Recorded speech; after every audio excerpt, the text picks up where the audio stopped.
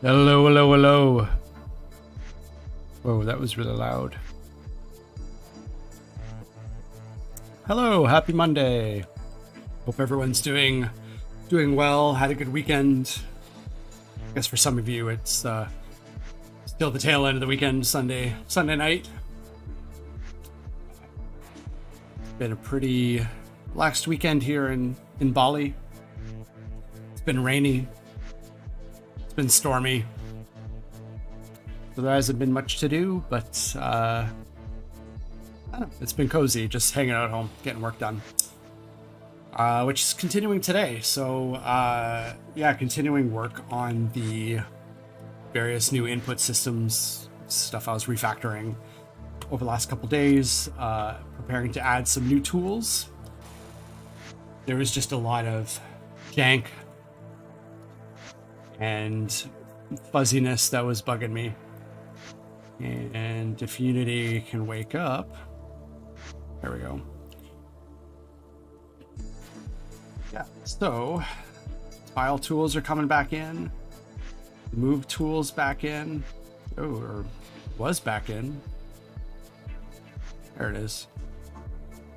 My frame rate's chugging a bit. And some nice little tools for just snapping it to the grid so you can't drag it off into no man's land. So yeah, new system is feeling good. I'm excited about it. And the next tool I'm looking to build is actually the one that I started to build but was being incredibly finicky when I first tried to do it, which led to this whole refactor. But it is this.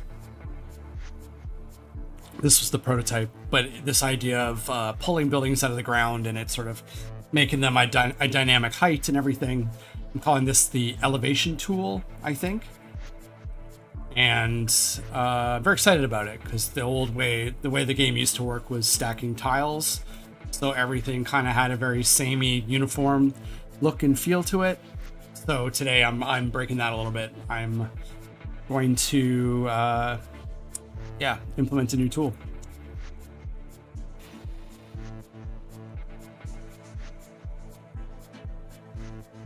And it's going to be a lot of fun, in theory.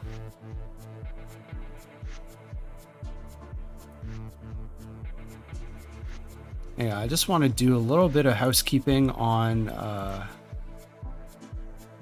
my desktop here before I really get going. I'm feeling it chug a little bit when I play the game.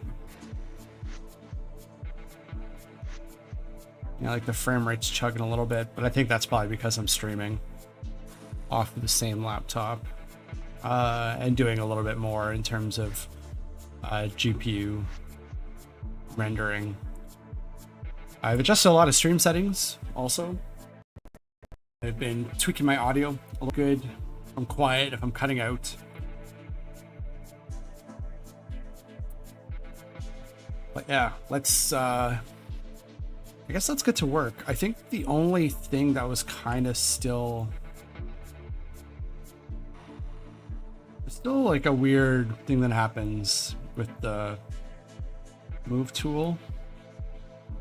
Like sometimes I'm able to get off it, but yeah, just gonna ignore that for now. But I think one of the things that I also need to consider is snapping for the create tool. So I might just put that in now as well, just to sort of get started. But yeah, I don't know, follower counts at 1 right now, so that's probably just me. But yeah, feel free to ask any questions as I go.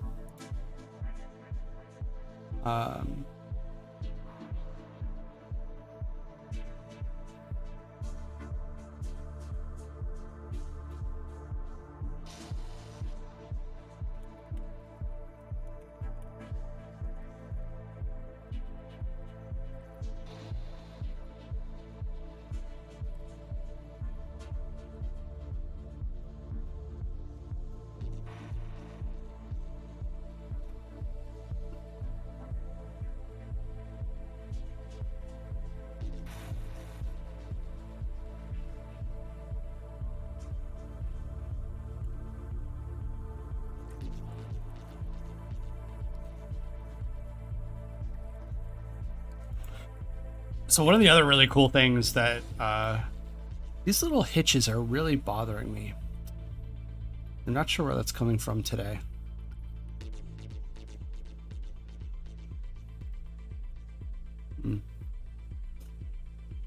Yeah, so the you'll notice how like the dynamic density is kind of working, which is nice. And if you bring buildings together, this is obviously really rough right now.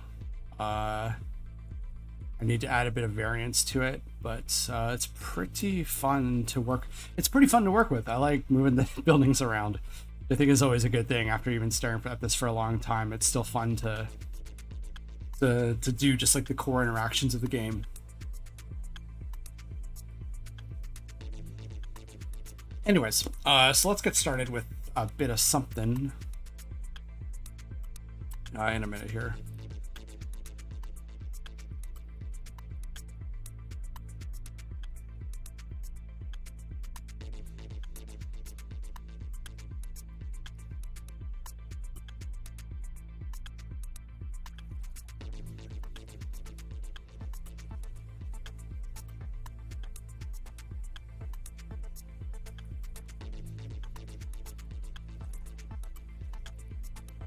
Just 1 second here.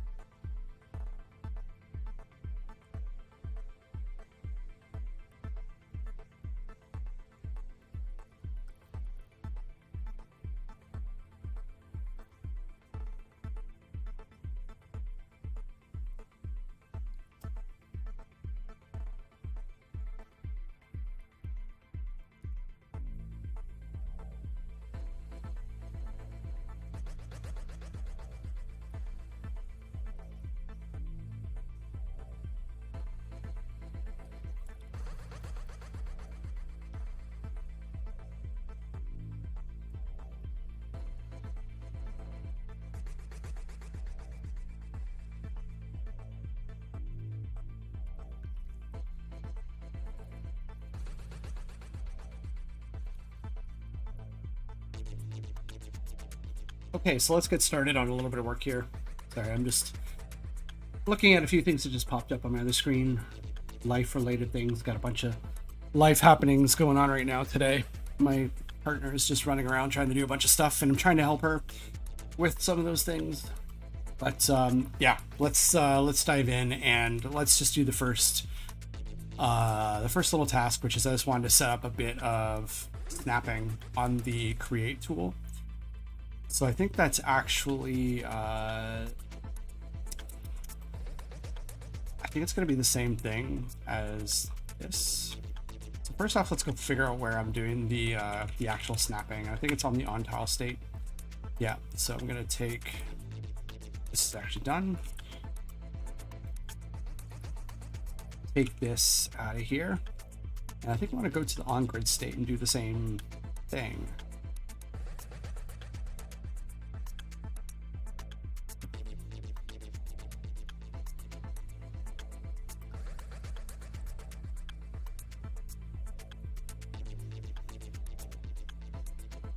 Okay, so we're just going to call this pose. This needs the grid handler.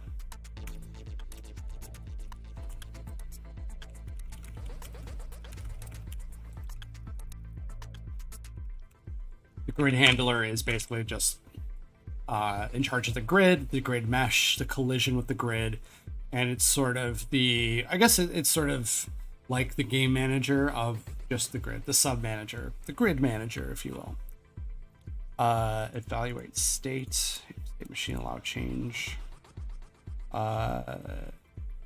Evaluate state. I don't think that matters yet. State machine update. Do move pose. Position pose. Okay, so I think that should add the snapping for the the create tile tool, or at least the temporary one.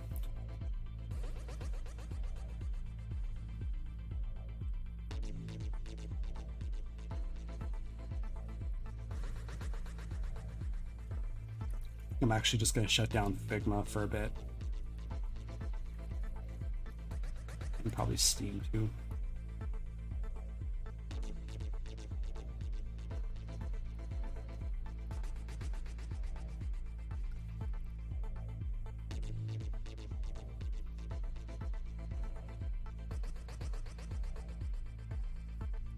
Okay, let's see if that actually snapped the thing.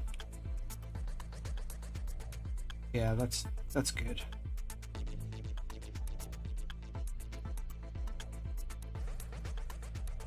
Nice. That's good. Except I think the boundary highlight happens a bit too soon. Like, where is the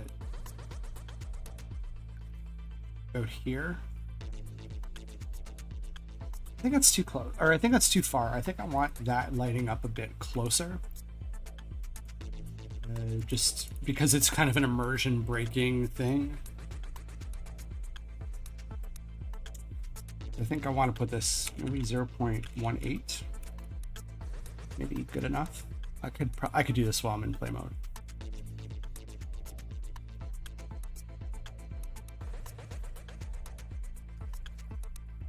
Up there. Yeah, I like that better. Doesn't break the immersion as much. It's just sort of when it's...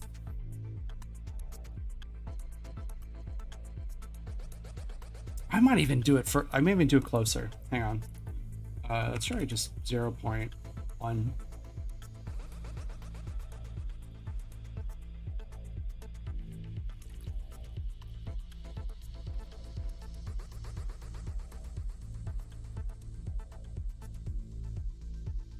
Okay, maybe just a little bit more. 1, 2. I don't know why I keep stopping play mode.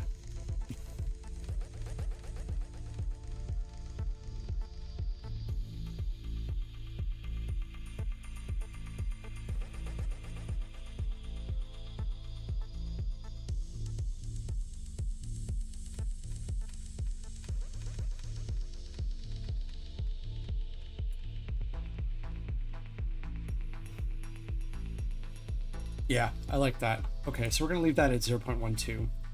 Okay, so that's snapping done on the create tool. Let's maybe that make dynamic. Check social media image done. Task is going to be add snapping to tile creator tool. And I got to check that off right away. Lovely.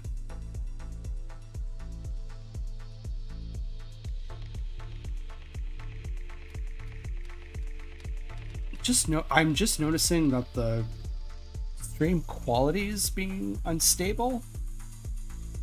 Is there a way I can look at that on performance window? Stream quality is good.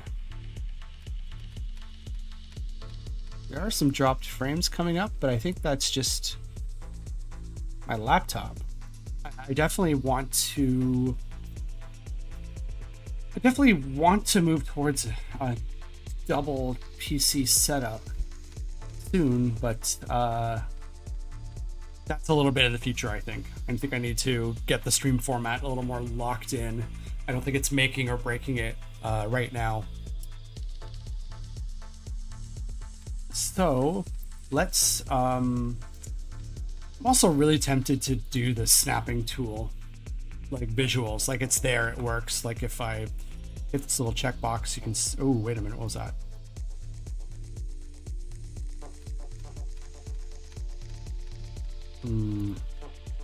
That might be a little bug I want to just take care of right now. The cursor disappears, but the snapping tool doesn't. Okay, so on grid state, is that where I'm doing the create tile? No, I think that's in the larger cursor handler.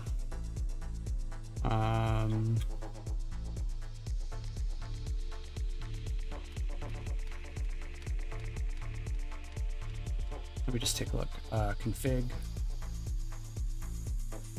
Yeah, grid snap visual state, grid snap visuals. So where am I doing stuff with that? Grid snap visuals, enter state, exit state.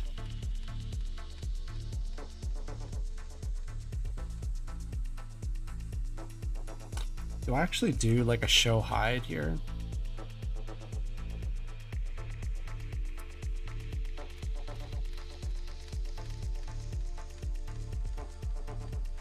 Yeah.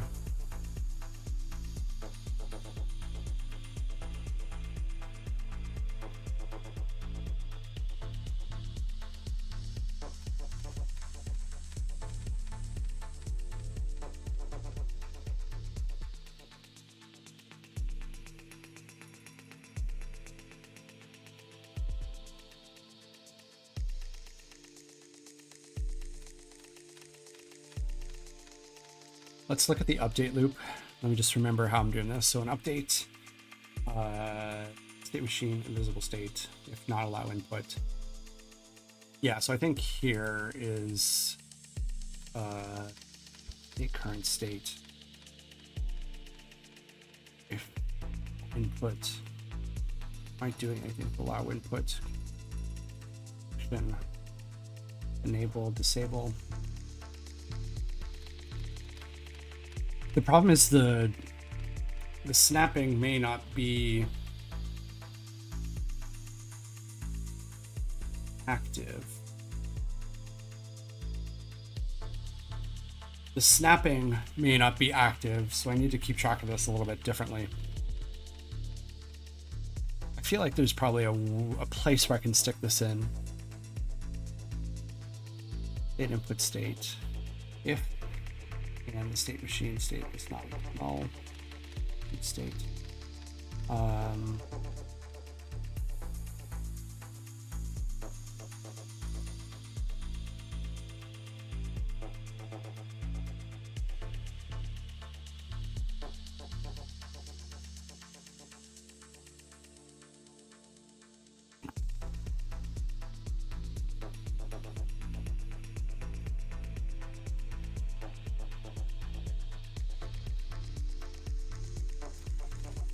I need a music shift here. My brain's not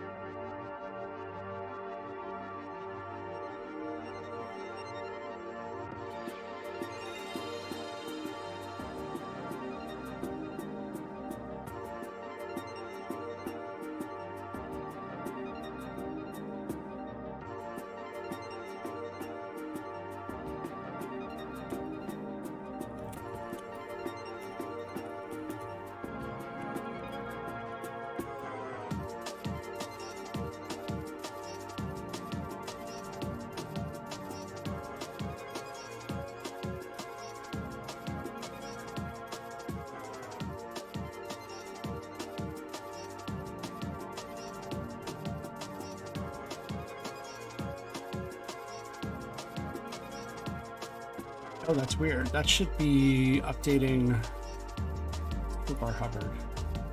So this already has something like this, so why is this not working? It's already checking like, hey, if the cursor is toolbar hovered, where's this pointing to? Toolbar is hovering.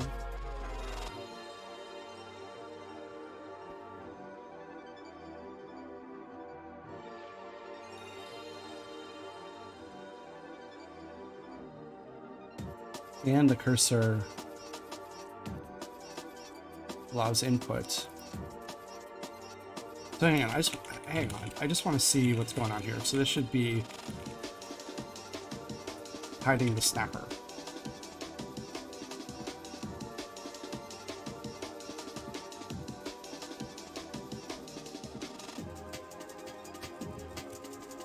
And showing snapper.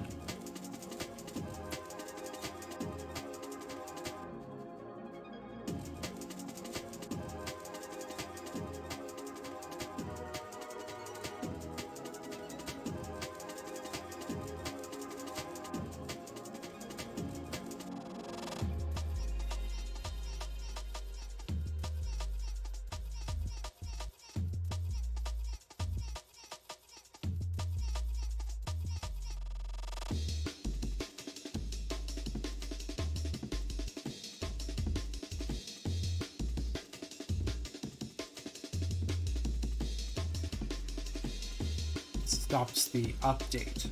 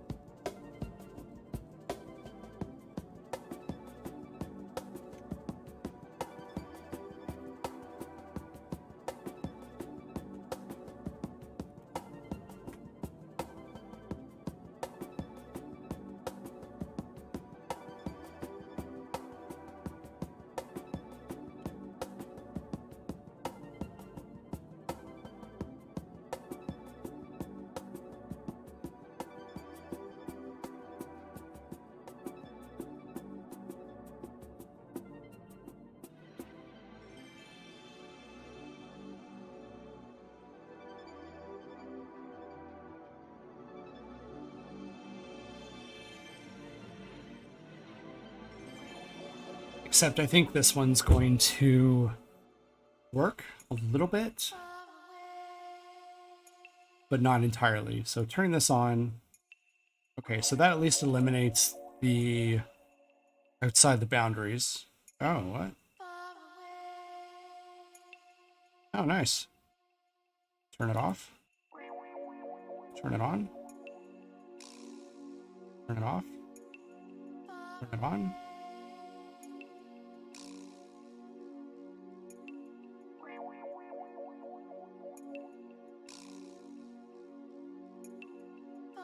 The only thing I'm noticing here is the animation seems to have gone. So that's cool. That just happened to work. I don't understand it, but I'll take it. Maybe that was something I just changed when I was working on Friday that I didn't quite think through.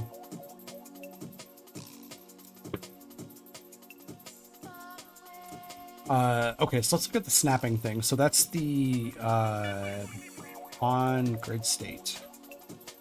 If snapping enabled, transfer to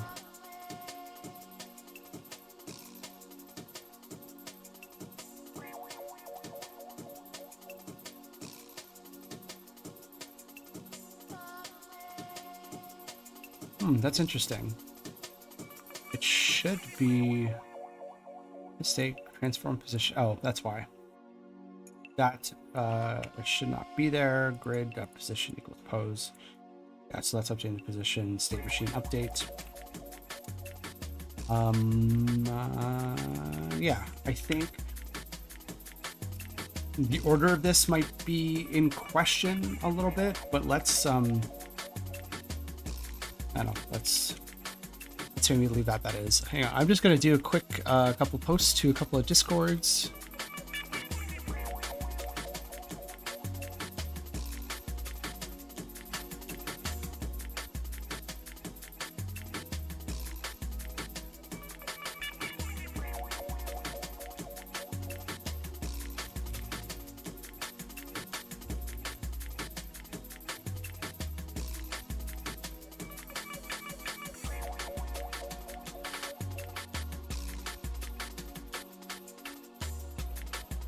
Just doing a bit of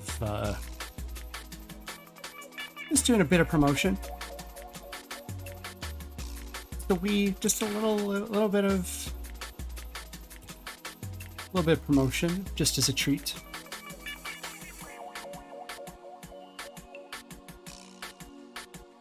Just as a treat.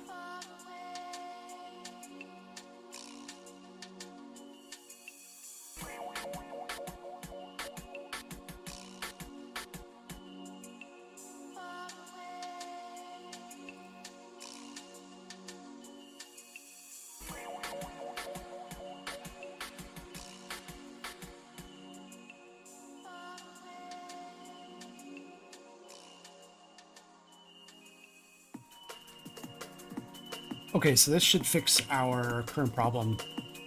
With that, let's go ahead and test that out. So that should, if I turn on snapping, there we go, that's a little bit better.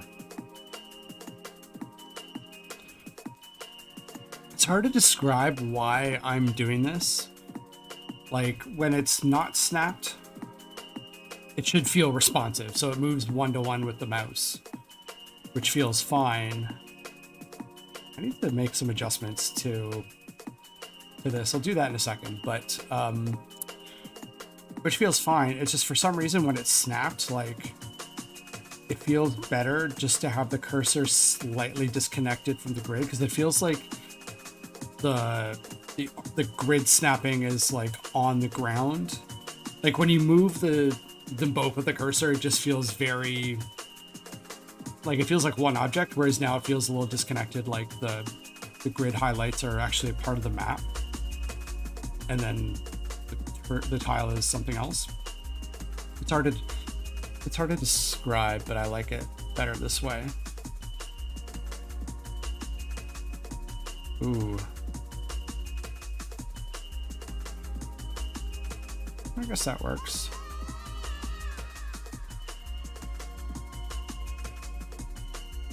Wait, did that create a new tile?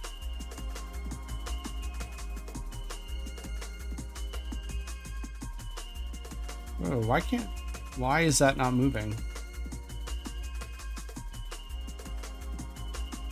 That's moving. Why are you not moving?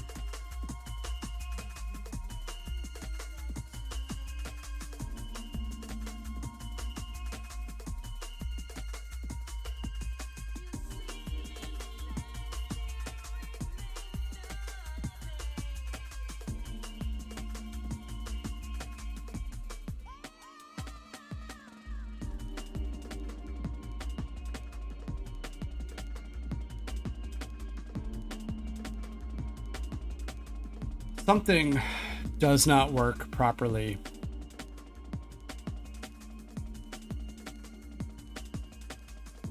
In snap mode. Sometimes it moves fine. That looks good. That feels good.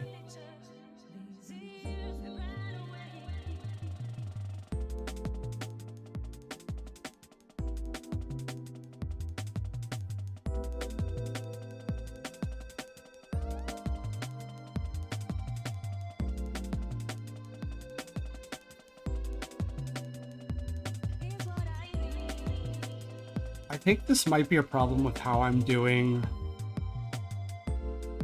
So on Saturday, I think it was, I introduced a threshold where the tile won't start moving until you actually drag it a little bit. This is just to prevent it from, like, you just move it 1 or 2 pixels when you're clicking on it and your mouse is just moving a little bit. Like I want it to be a meaningful move with intent.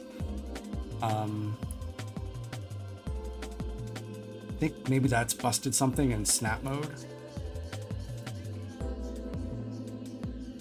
Like this unsnapped mode still feels good. I definitely want to go and just change up some of these. I want to change this up a little bit.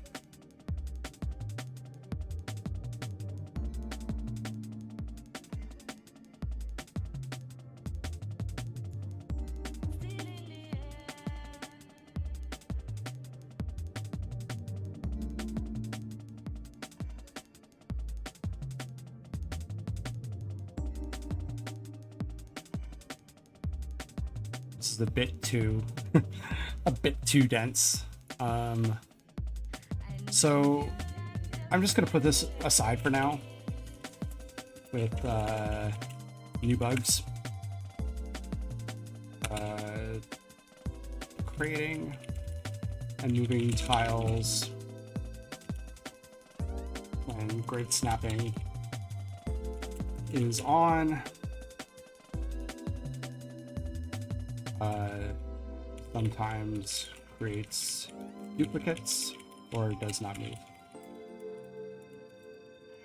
Suspect movement thresholds.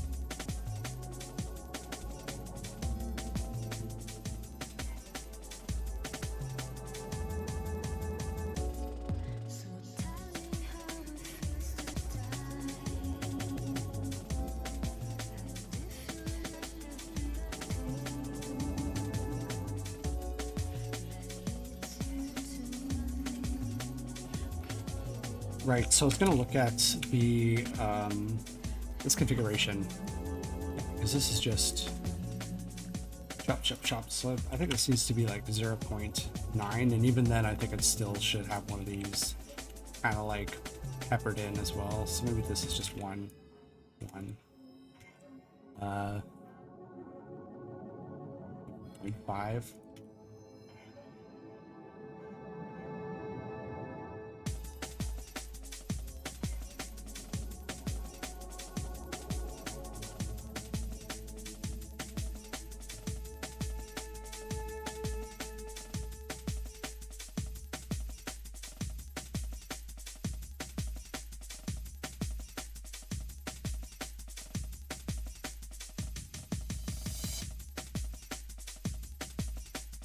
Yeah, that's a little bit better. It's just not spawning up these whole like city blocks anymore. That just felt very unnatural. Like you always, it seems like I always need to pepper in just these like just these sort of antenna tiles. Oh, 1 second.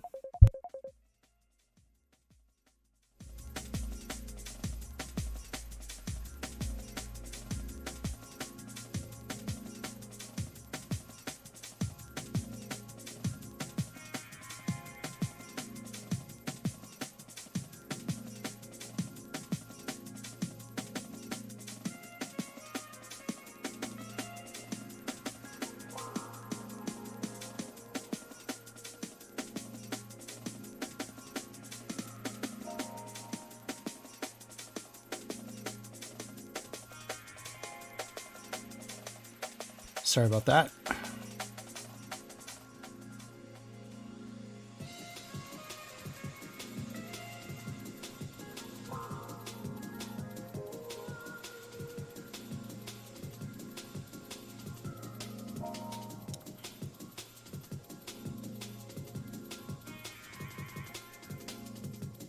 Okay, so that's a little bit better. So now we can start working on the elevation tool, and this one's actually a big piece, and the first time I went at it, it did not go well. So hoping with some of these changes now, it's gonna be a little bit better.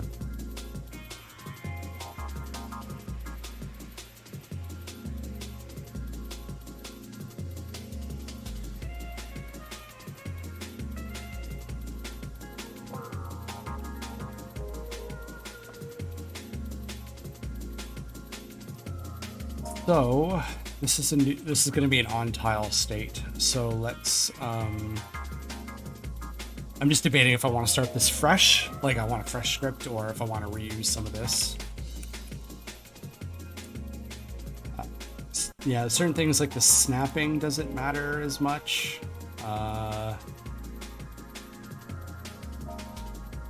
Okay, well, let's look at the tile elevator script just to start. This one.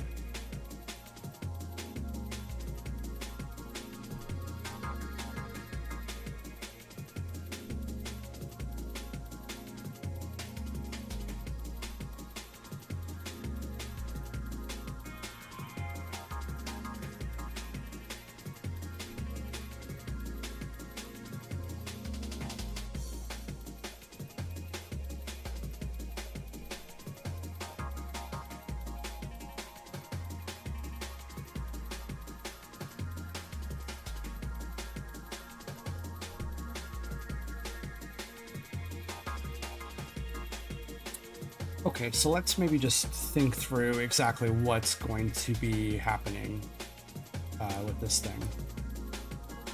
So let's close a few of these bad boys.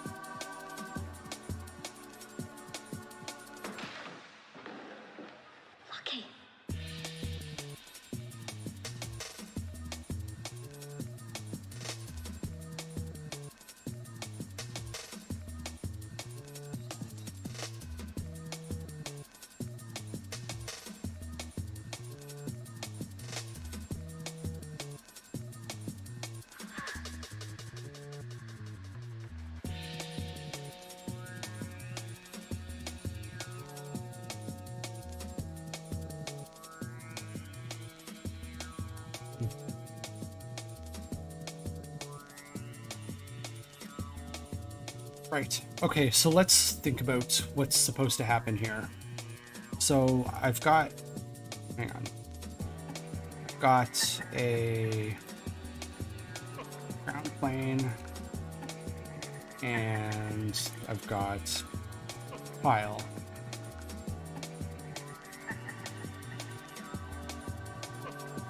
And there is basically a tile container, so there's a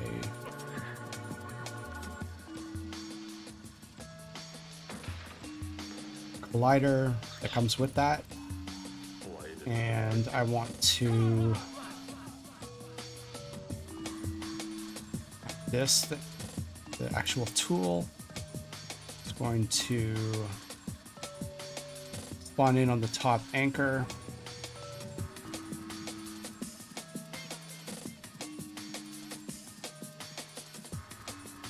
And I want to basically have the mouse drag it up.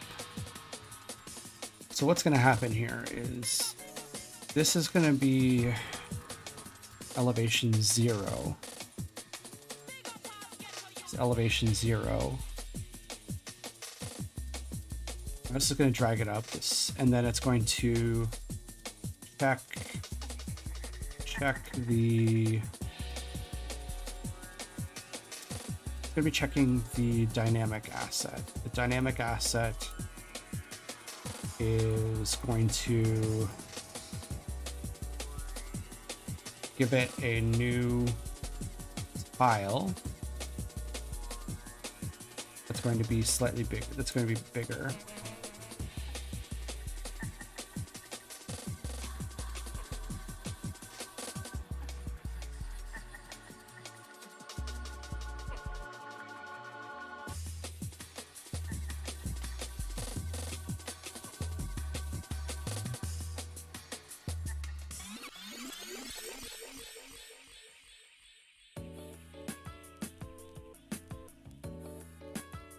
Which is also going to have a new collider. So the collider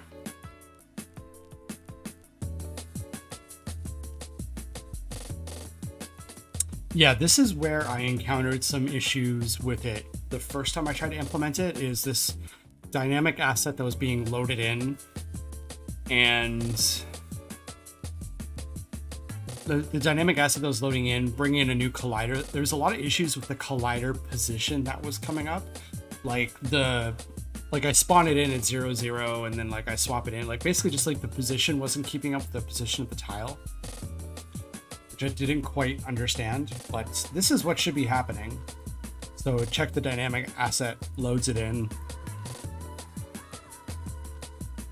and then it takes the new collider to the tile container.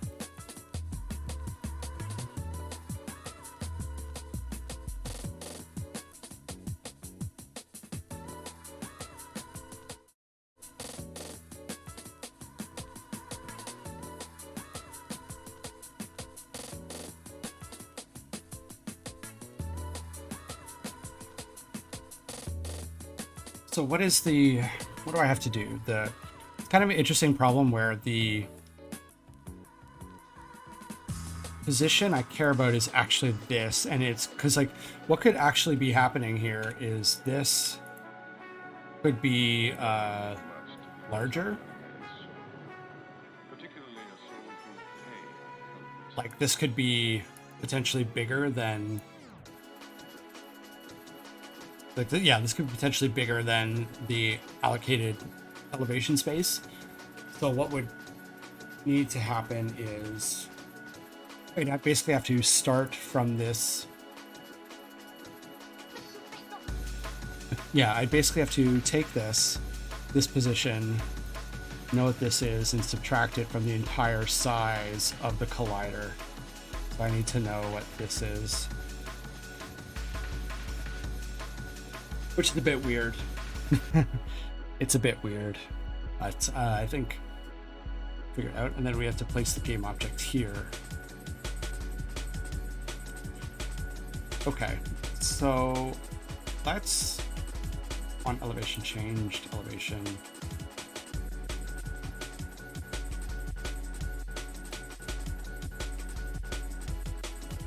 Okay, so I think what I first want to do is just look at the tile container and see what's on it, because I pulled some components off while I was getting this working. So this is the tile dynamic asset, which is, maybe it's a good time for me to just add a bit of documentation here. Dynamically loads in the new tile visual assets based on the current what is this type of elevator, type of dynamic collider.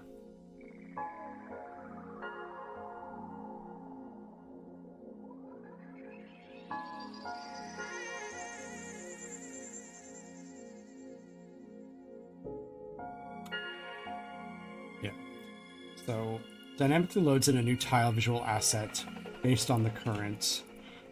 I think it's just elevation. What does an actual tile look like? Again, so it's 0. So it brings in a sort of a dynamic tile style, and it's responsible based on the current elevation. Okay.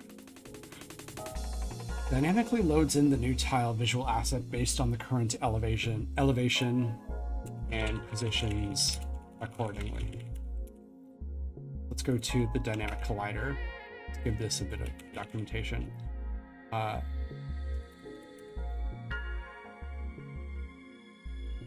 right now the dynamic asset is basically just telling this like, hey, here's the new collider.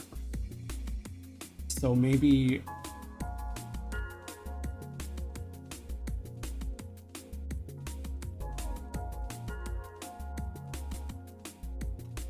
so maybe this dynamically changes the collider based on the current asset. So I actually think I want to reverse this.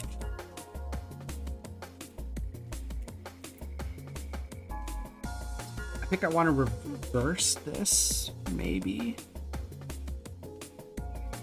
Like reverse this so that the what is responsible? Is the dynamic asset loader responsible for updating the collider thing, or is the collider thing responsible for getting the most current asset? Like they're basically interdependent no matter what. So I think I'm tempted just to keep it on the elevator for now, just because I think that's going to be a very like complex piece of code, and I think it's going to be less spaghetti if I do it this way. It's one of those weird things when it comes to like composition and inheritance that I still kind of struggle with, where I always feel like in composition patterns like this, it always ends up like interdependencies end up being very like things that are being very tightly coupled and very hard to define. Like these are separate behaviors, but they're still dependent on each other, and you need to put in a lot of logic to like adjust for what components are there. And it's, I don't know, I feel like I'm not using the composition pattern to its fullest extent at the moment.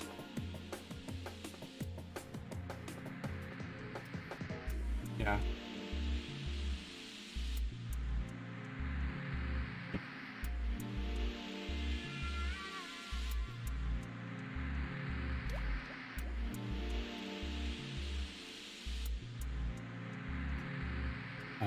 What else we got?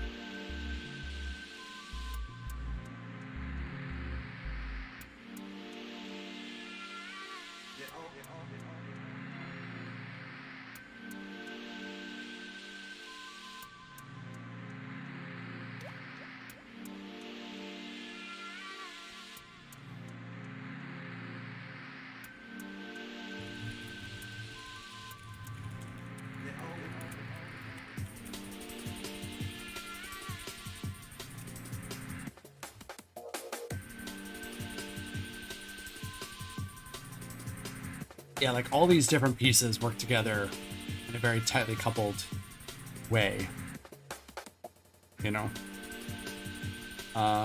Okay, so let's just add a few more. What else do we got? The dynamic collider, or I already gave a bit of documentation to. Tile elevator, oh, the tile mover.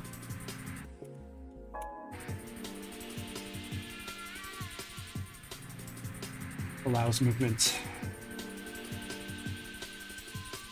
across the grid.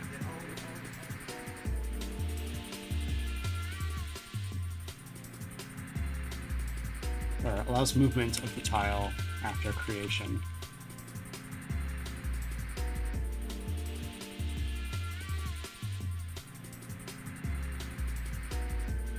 What do we got? What else we got? We've got dynamic ground density.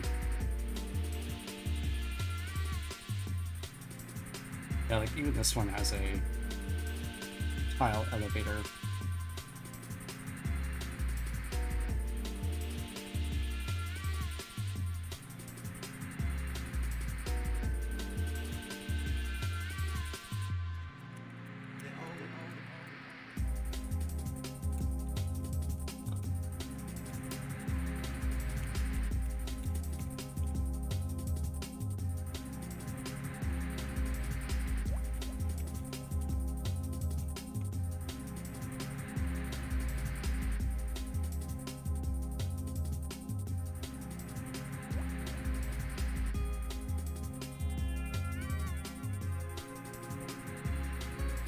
Dynamically updates the density on the grid based on the elevation and other tile data.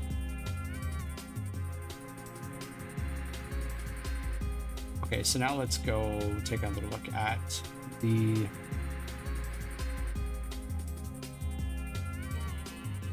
container. So it's got the mover, it's got the elevator, it's got the dynamic ground density, temp density, elevation modifier. Actually, pretty close. That's actually pretty close to what it should be. Dynamic asset.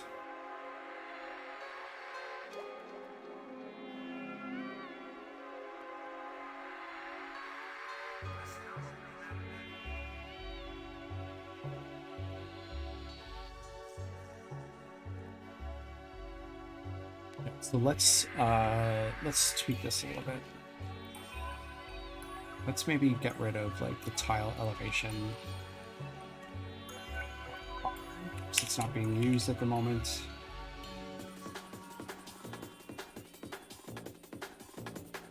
Okay, so I think let's just take it one step at a time. Let's get the elevation tool back in there in all of its glory. So to do that, we have to tile state.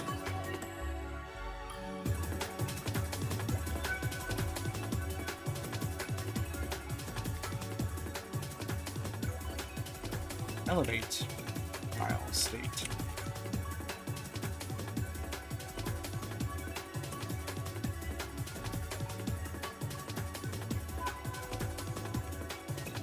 Implement those members. So let's leave this up for now. Come back to this and get it working.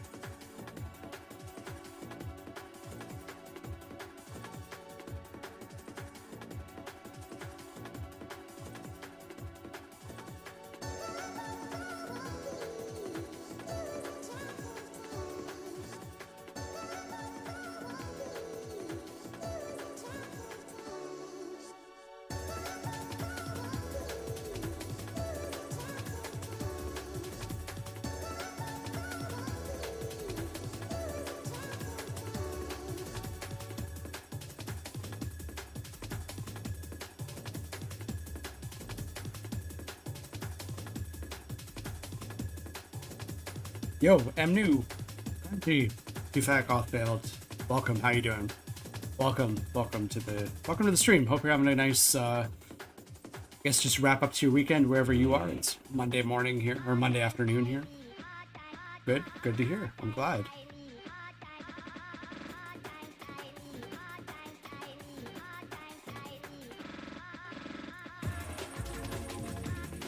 So I've got the elevator. So if elevator is cursor over the tool hot zone, I'm going to feed it the foreground Nah, it's 1 a.m. Oh yeah, so you must be back in North America somewhere. Opposite side of the world from me. Ground vision. And the state machine is going to set state to elevate state.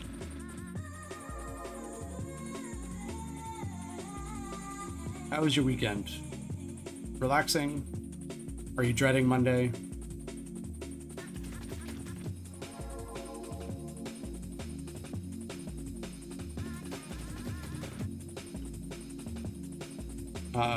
State machine set state, and then we can return out of this, I think. The return is probably redundant. Annoying? Oh no, why is that? Too much homework. What kind of homework?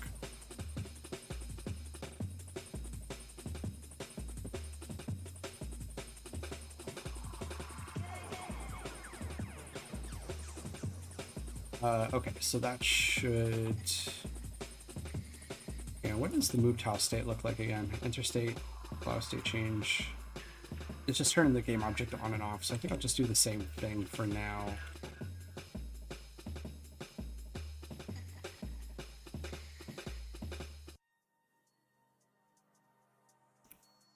AP World studying? AP World, is that world history? Is that geography? Or just the entire universe of AP stuff?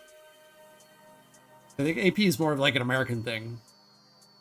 I'm Canadian, so we kind of have different course names. We sort of have university and college stream courses, and then like academic and applied courses. So are you making a 2D tile-based level editor? Kind of.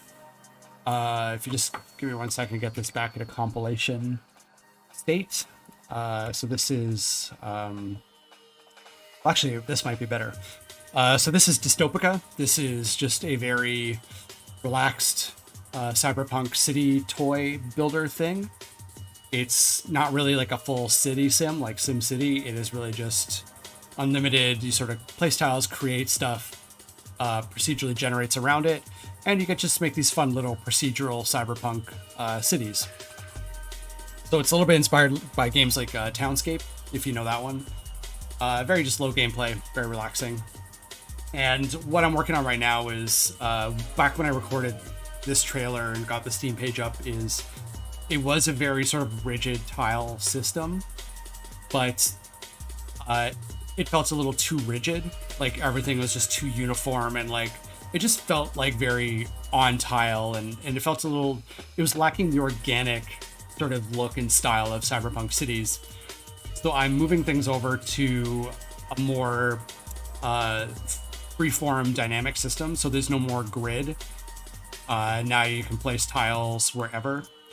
And it's sort of a blended system of the tiles you place, but the ground also will sort of take the density and how close tiles are to each other and basically like do a heat map and start generating like minor city details around it. So you get to sort of have a lot of fine-tuned control, but you don't have to place every single building anymore, which I think makes it a bit more of a casual experience that you can jump in and start creating very quickly. So yeah, I'm glad you like Townscaper. So I'm basically doing Townscaper, but cyberpunk.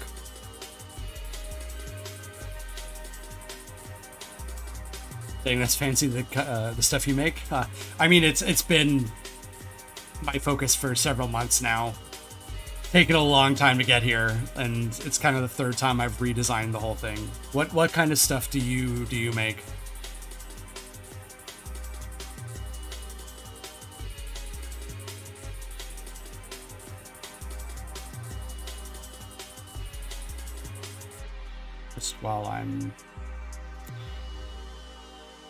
Just while I'm thinking about it, I need to add the visual state, substate default.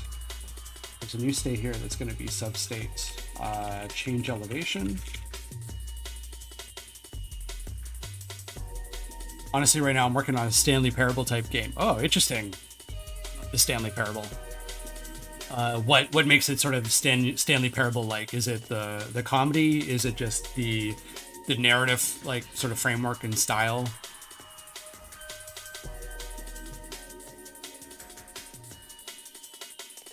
Okay, so change elevation. What do I want this tool to look like? Probably similar to the move tile, I guess. Where is the move tile? So yeah, I guess I'll keep it red, maybe the same disc. Disc down here. Let's reduce the radius a little bit. Choices. It also has intentional bugs. Oh, cool. So it's kind of like a computer program that's collapsing on itself a little bit. Like it's very hyper mediated. Like the video game is kind of you're very aware you're playing a video game and it's like reacting to the gameplay or reacting to the player.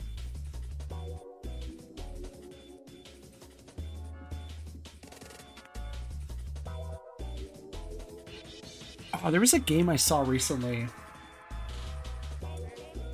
Can't remember the name of it. Hang on. Let me see if I can find it. Game designer completing, or game with game designer completing a game. Hang on, there's a specific indie game I'm thinking of where you are playing a game designer trying to fix like an unfinished game and trying to fix all the bugs, and that's like the game mechanic.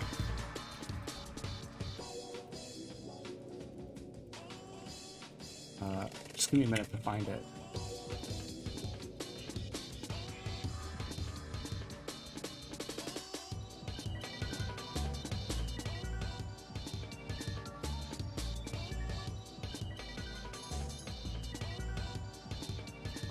I can't find it.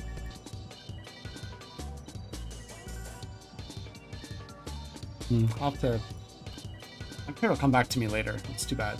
You would have found this game very interesting. This like super buggy video game where you're sort of coming in as a game designer and trying to place enemies to solve puzzles and create game mechanics to solve puzzles and stop the world from collapsing. The opposite, actually. The narrator is creating the game as you play it. Oh, interesting. Oh, I remember that. Wasn't that for a game jam? It might have been. It's like so. It's like a very vague memory that I have of this game. I'm trying to remember where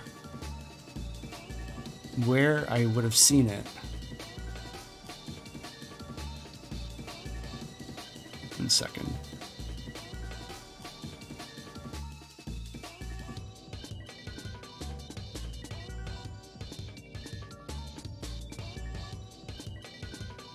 I'm trying to search it. I'm just getting a lot of like top 25 indie games of 2023 things, and that's not what I want.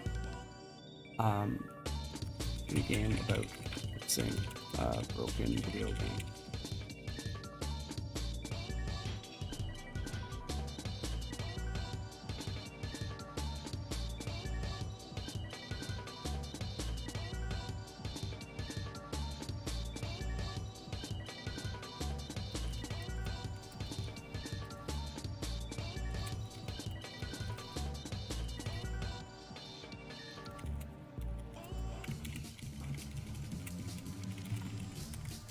I'm gonna find this. This is bugging me now.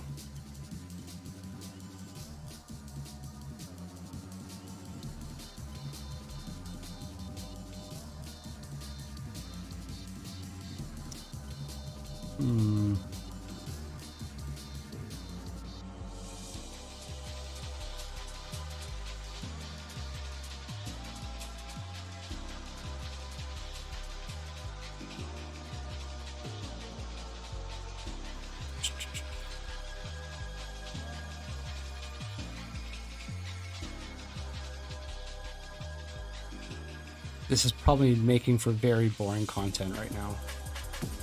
Just me searching for something on another screen. Magic circle.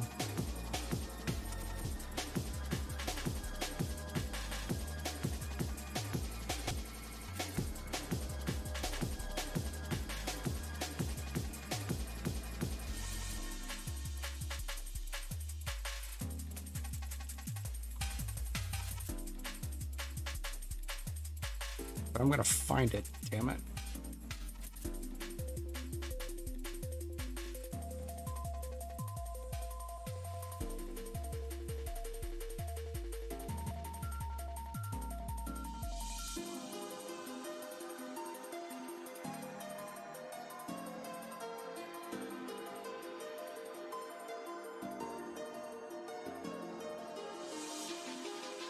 If I don't find it in the next 30 seconds, I'm going to give up.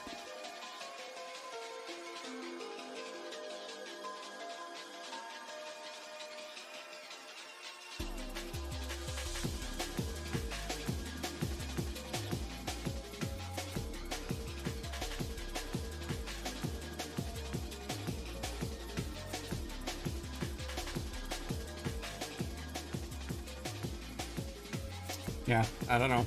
I'll have to keep looking. Like, I feel like it's just like where I saw it is on like the tip of my tongue, and I just can't figure out where it. Any chance you know how to bring other variables to other scenes? By the way, not using internal storage. Like, you want to, like in Unity, you want to like carry information across scenes. Is that the idea?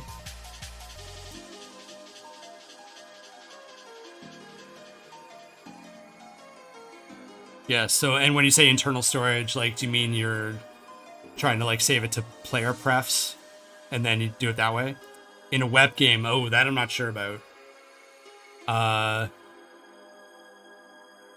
Yeah, like, I think the approach I would have done in the past for, like, a Unity web game is, or actually any Unity project that I do is, usually there is a group of singletons that I use to pass things across scenes. Well, either a singleton or there's sort of like a master scene, and then the new like scenes get added in additively.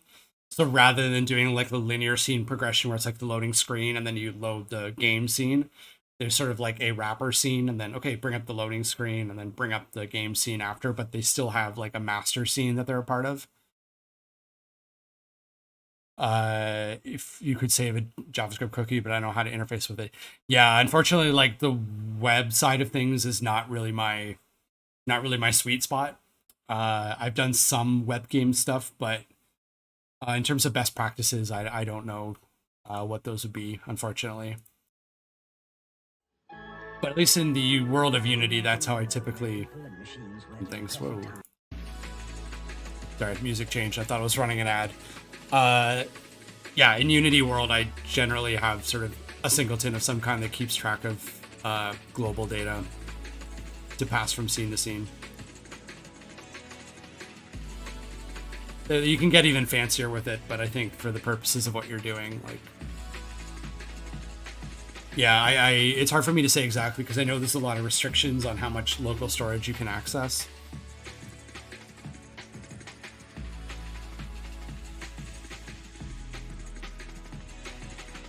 But I do think the common pattern is just, yeah, some sort of globals singleton that persists across scenes. So if you look at the singleton pattern for whatever engine you're using, I don't know if that's Unity or not, but it's a common way to do it. Okay, so let's leave the disk in. At some point, I'm going to want to rotate these disks. If you want to try my game and give feedback, it's on Twitch. It's like 5 minutes long. Yeah, drop the link. I don't think Streamlabs will freak out, or I don't think my moderation will freak out, but yeah, drop the link. And I can check it out after I'm done streaming today.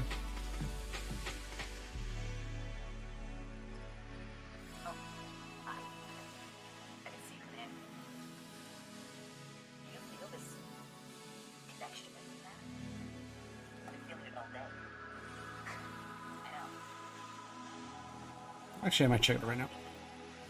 No, you say it first. Okay, all set.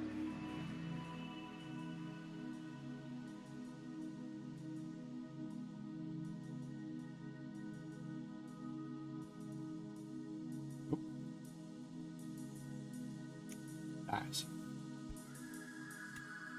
Yes. This should be a bit glitchy, but I'll have to do for now. Here we are. You can explore at WASD. Ooh. I need more. I need more. I need more.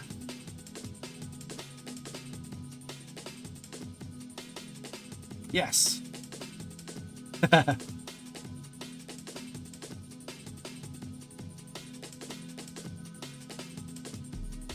Now.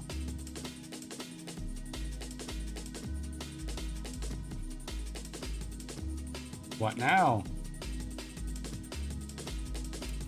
Need to. Oh, so I did. I just stumble onto like the one part that's unfinished. That's funny. That's cool. It's an interesting idea. I haven't seen that before. Yeah, and I think there's a lot of opportunity for comedy, for sure. Yeah, you can't press escape. Yeah. Start. Hi. Yes.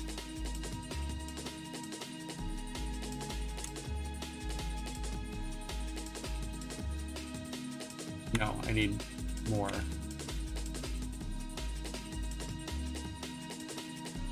Did I just stumble into the same option again?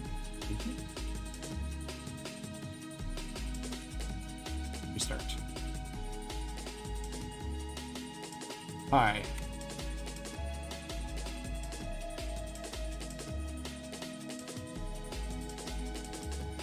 Reset, or just glitch out, phase through the trees. I need more options. All right.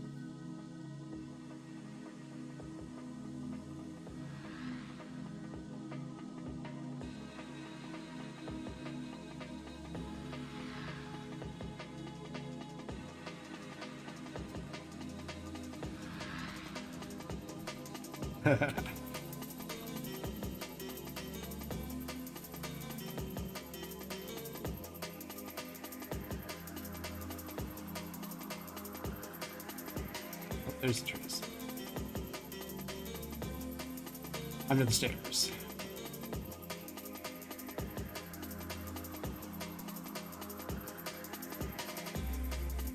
Okay, sorry, my mouse is just flipping around a fair bit. Oh, what's this?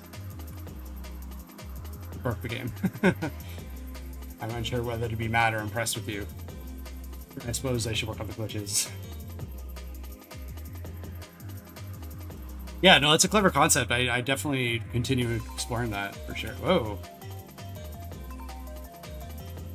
Where am I now?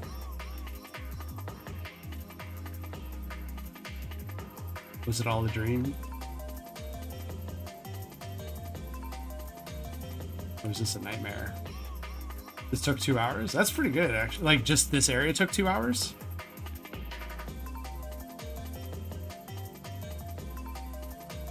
Check the books.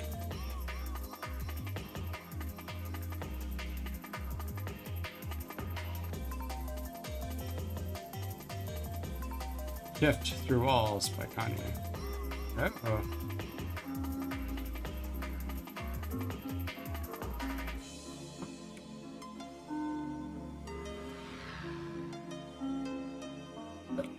Oh god. And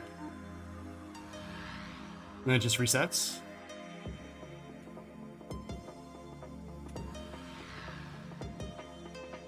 Yeah, that's a cool idea. I keep messing around with that for sure.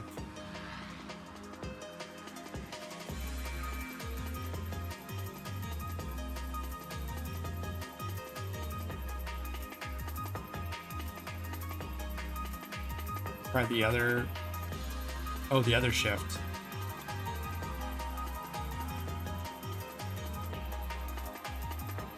Like in the same area, or...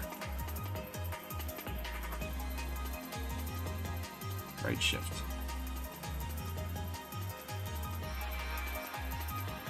Okay, so I gotta go back to under here.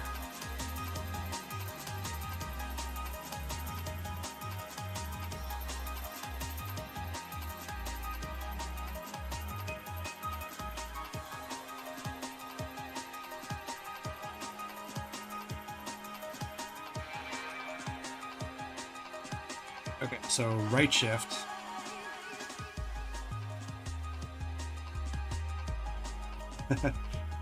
Honestly, I forgot I even had a right shift. That's cool. Here, I'll give you...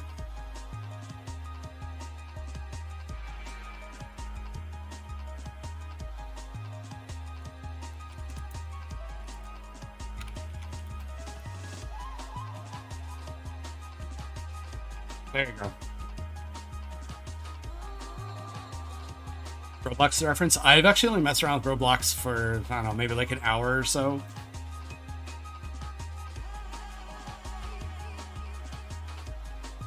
Another screen. Oh god.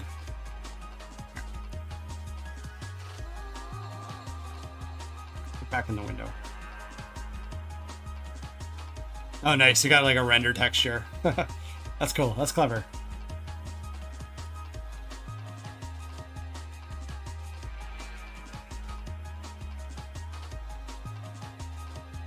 Behind. That's nice. I appreciate that. So yeah, if you really want to yeah, like just move things between scenes, let me see, Unity singleton. Probably want to look at, let me just see what this one looks like.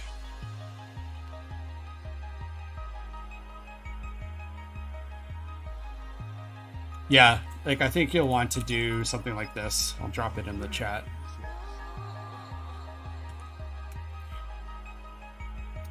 Because I sort of do something similar. Like I'm doing something like a little more advanced and weird and hard to explain right now. But in Unity, you can have this like do not destroy on load space. So no matter what scenes you're loading in and out, it'll always have like a few objects in don't destroy on load. And it's in these objects that you can sort of stash and store things to persist across scenes. And I mean, as long as you're like in WebGL, like that should be fine. Like unless you really want to get into like someone plays the game, then closes the browser and comes back to it, like you want to get into like saved game data. That's a little bit different. But like in terms of like one gameplay session, this should be the game manager singleton should be fine. Just for getting started, and then yeah, there's sort of other levels of fanciness you can do. So this is like my sort of game manager. Like I've got a there's like a master UI canvas that I use for certain things. Like if I was to like return to Windows, it loads up those these sort of like modal UI elements on the master canvas. So yeah, that functionality is always available regardless of what you're doing in the game. And I've got like audio managers on there and a bunch of other stuff, but yeah. What's your game called, by the way? This is Dystopika. Oh, wait a minute, that's a different web browser. Dystopika. And thank you for that follow. I just saw that. Thank you. I appreciate that. And thank you for the wish list. Yeah, that helps a lot as well. It brings me, it eases my stress when I just see that number going up a little bit every day in the Steam dashboard. Yeah, I appreciate that. And yeah, I left a comment on your game. It's cool. Keep exploring that concept. That's neat. And I'm going to try to remember the name of that game. That's going to drive me nuts for the rest of the day.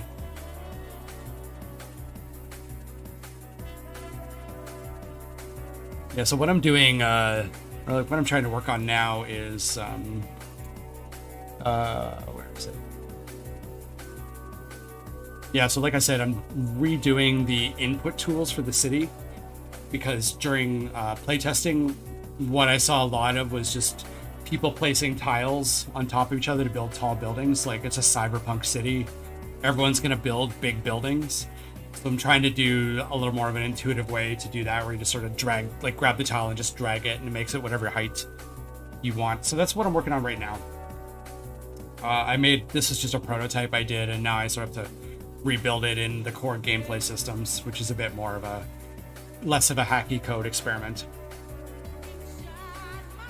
And I love this idea because like I'm gonna combine it with like this sort of pulling it out of the ground. I'm gonna combine it with this sort of other new system of like the city sort of grows around your tiles.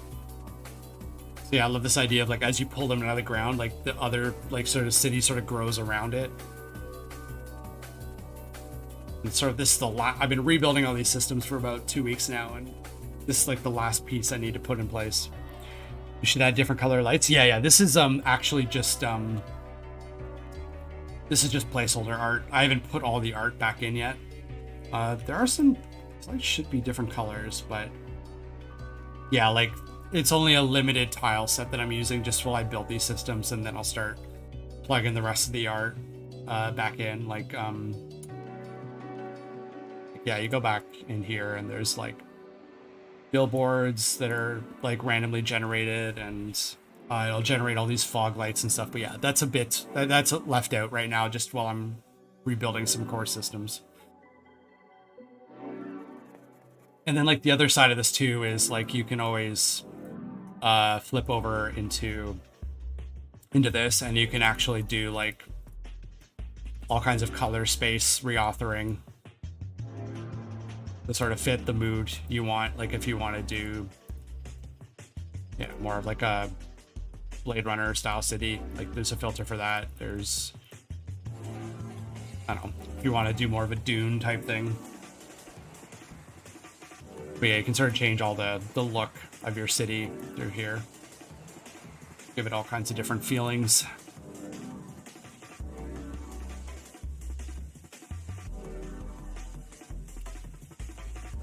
Except I need to fix this tool a little bit. It's gone a little off the rails lately.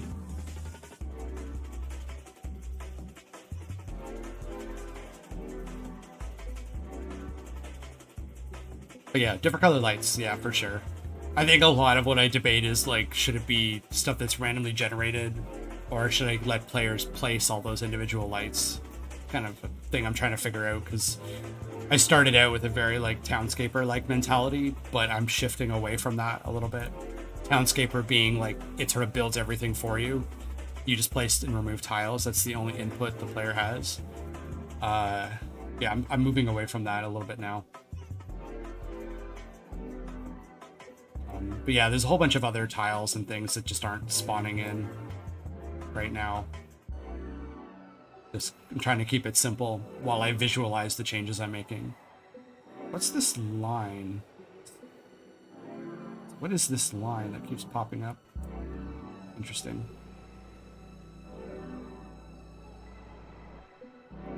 Maybe make a ring around the building of color, like as a piece of signage.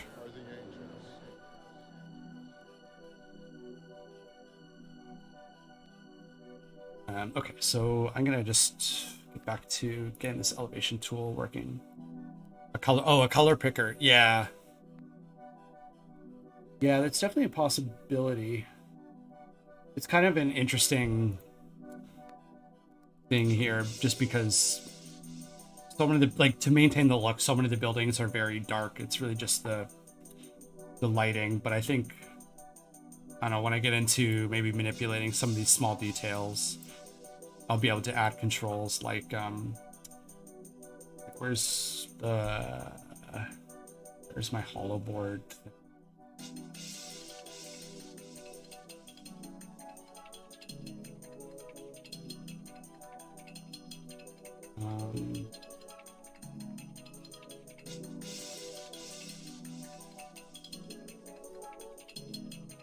Yeah, like once I get these implemented back in, like these can probably have some sort of color picker tool on them. I mean, they already have, like right now they're random, but I could add a wheel of some kind. That's a good idea for sure. Never hurts. Unless you want it to.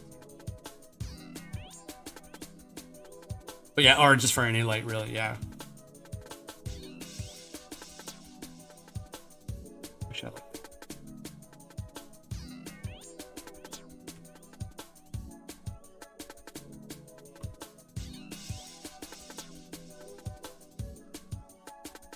Yeah, I've got lots to do in the next couple of weeks. Nice website. Yeah, thank you. Thank you. Yeah, I'm putting a lot more of my marketing in place earlier on this time around.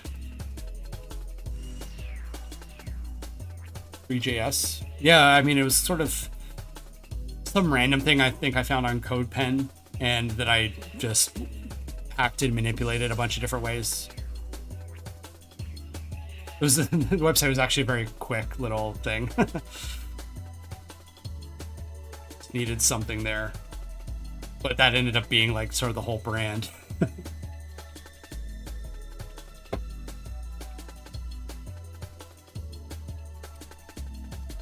Okay, so I'm gonna try to get this tool working the way I want. And I think this is gonna have a cone. Not that kind of cone. Actually, yes, that kind of cone, but not this big. Do this one in newts.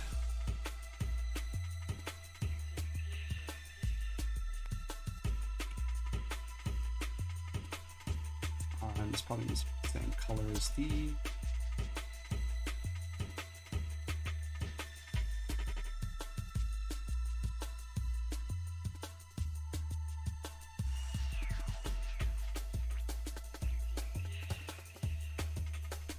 You got to go? Yeah, no problem, man. Thanks for dropping by. Thanks for chatting. Yeah, keep working on your game. I'll try to keep an eye on it over on itch. It's an interesting idea. And yeah, have a good night and good luck with AP World for school tomorrow.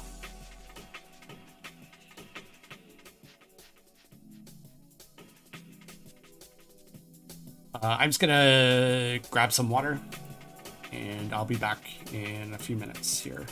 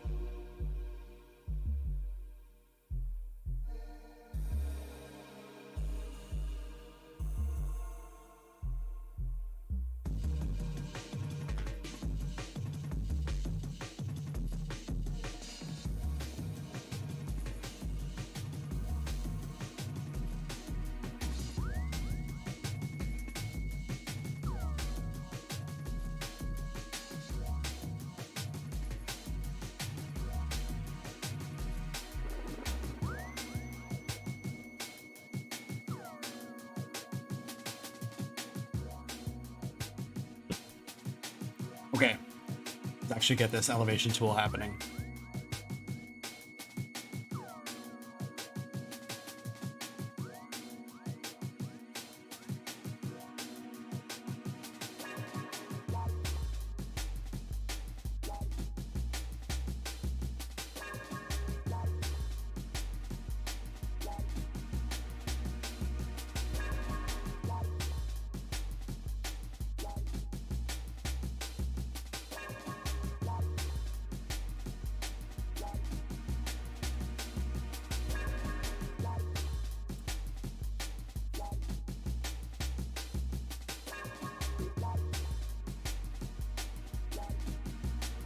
Okay, so let me just see if this is working at all right now.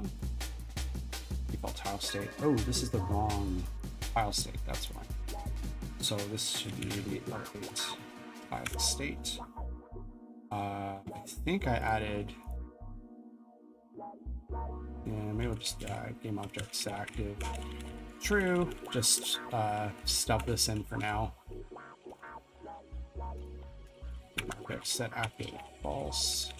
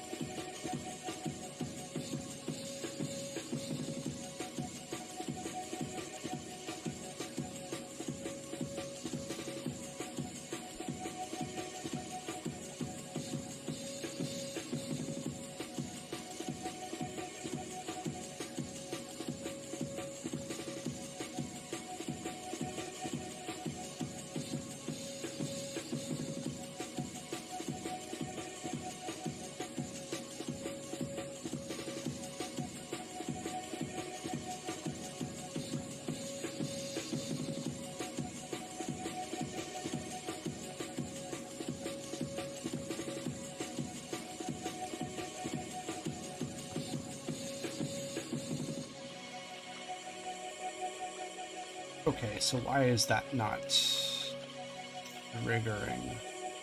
What does the collider look like on this? Wait, there's two tiles? Uh-oh. Uh-oh. That has been happening the whole time, has it?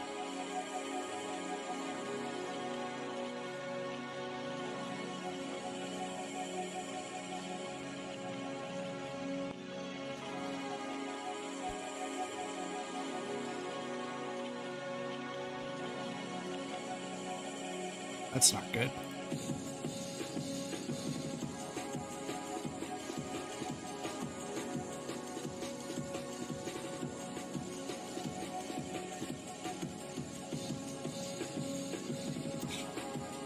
Okay, so somewhere started adding new tiles.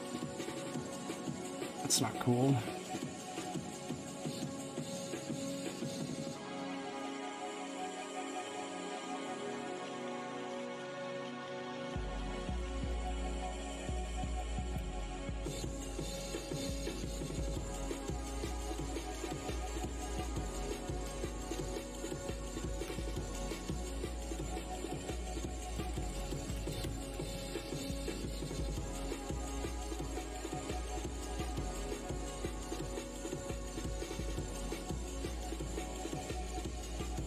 I feel like this was working 20 minutes ago.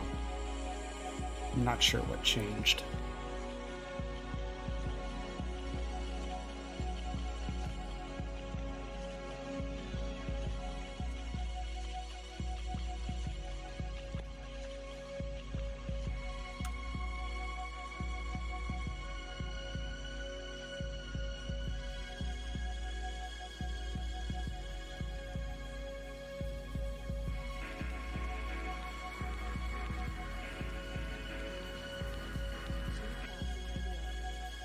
I am doing this on every frame.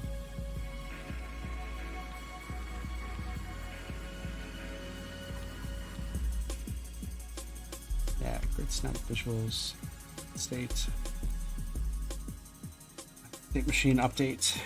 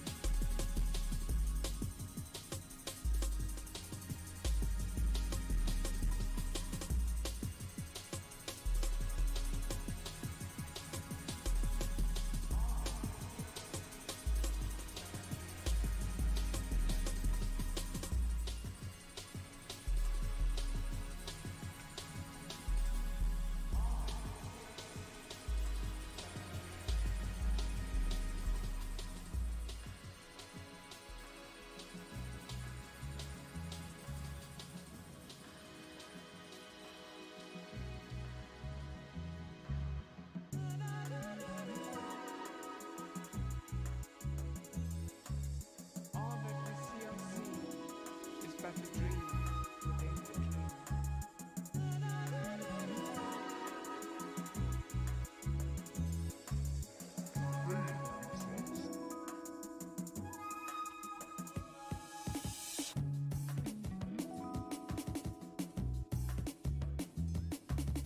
All that we see or see is but a dream within a dream. What happens if I just hold it and move it? Moving both of them?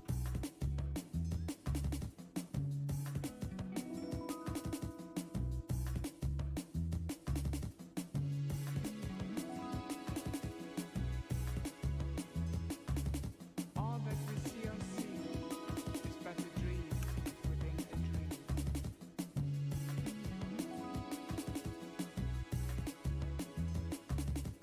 Why is it firing that twice? Was pressed, this frame should only be hitting once. It's very strange. All that we see or see is but a dream within a dream.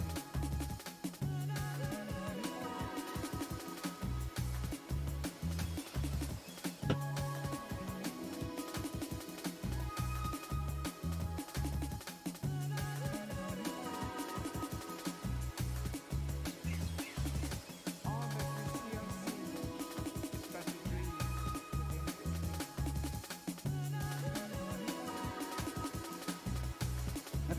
I haven't duplicated that, have I? Somewhere? A tile, great tile.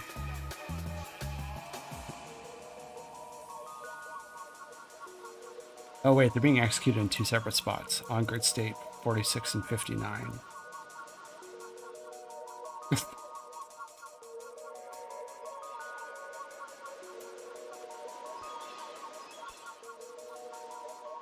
I have 10 years of experience. Oh. That's game development for you.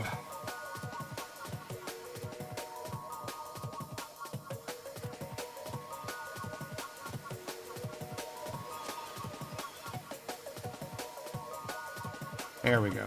Okay, now we're back to just creating one tile.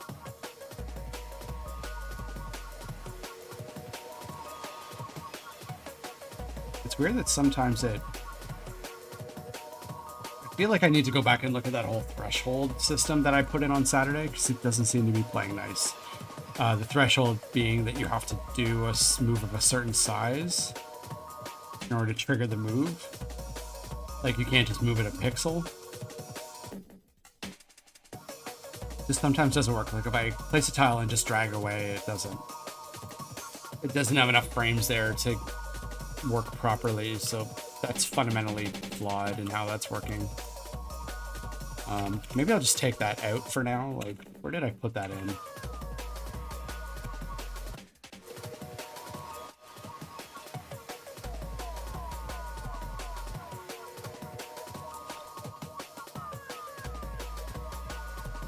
Yeah, this has to be bigger than the move threshold. If grid dot position. Over transform position. Yeah, this does not.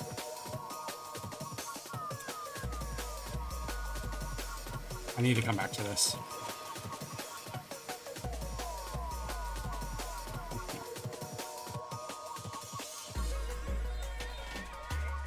Because I think I'm just throwing around a lot of different positions here, and I'm not using the right ones. I just need to think a bit more precisely around how I'm calculating that delta.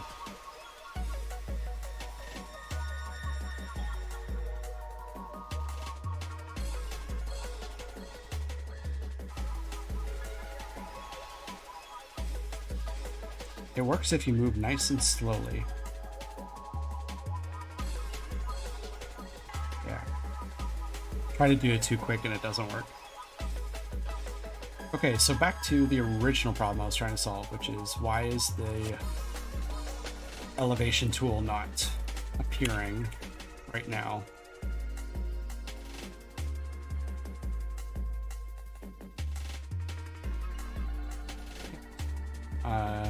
Enter,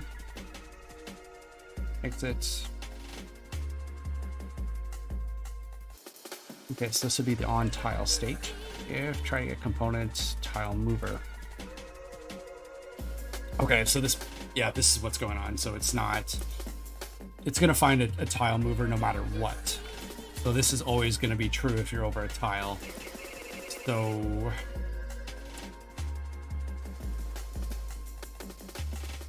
how do I want to do this?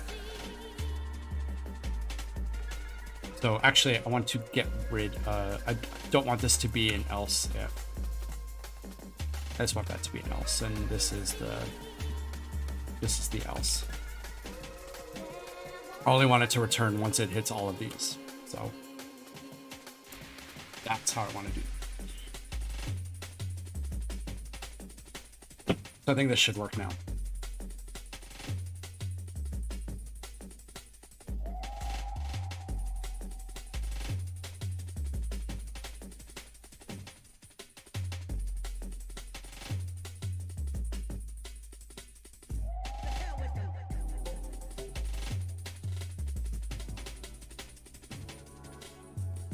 Okay, cool.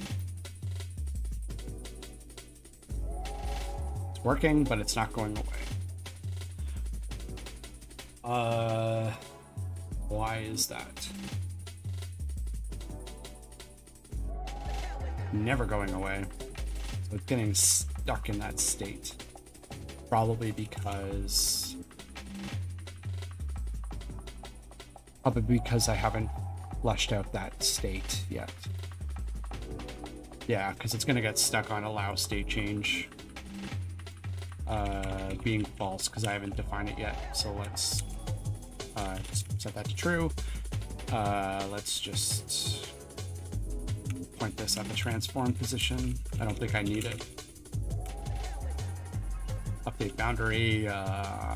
This is actually false because I don't really care about the boundary in this scenario. That's more of a tile placement thing. The Y boundary is created in different ways. Yeah, I think I'm going to leave that as is for now. Move cursor type. Let's just make this. Actually, I might take a break on this and actually make some new cursors. Unless you wanted to. But whatever, let's finish this. State. So interstate, we want this to be transform position equals the foreground target transform position. So we want it to snap to. We want to snap to the top of the. Actually, so this is a little bit different. This is. Need to go back to the move tile state because I think this was. Yeah, I needed to cache some things. And when do I get them? Do if file equals null, like mover equals null. So that's on the update state. Not ideal. I should not be doing a component lookup. Like, it is caching it and checking to see if it's nulled or not, but I'm just not super happy with that implementation. Like, I feel like that should be getting passed down to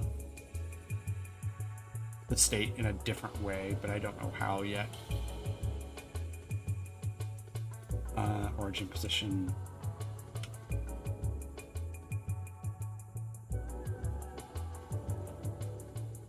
I think that's actually going to change into like the initial elevation. Okay, so this is not mover, this is elevator.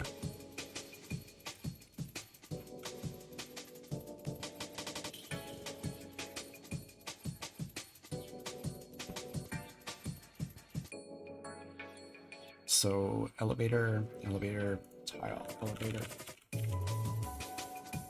So I want the, what do I want here? I want the origin position. I'll come back to that. That's for the undo function, but elevator, plot anchor. I think that should work. I have a feline visitor. Come on. He does not.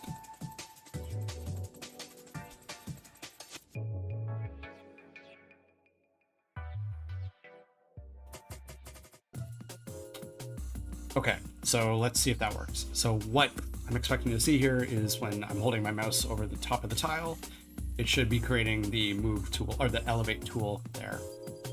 And it should go away after, I hope. Okay, so we have tile. Zoom in a bit here.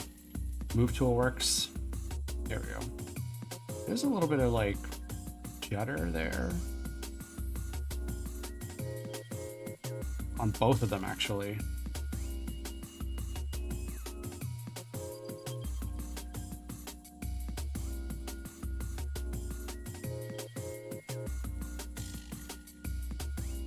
Like a one frame, I can see it jumping.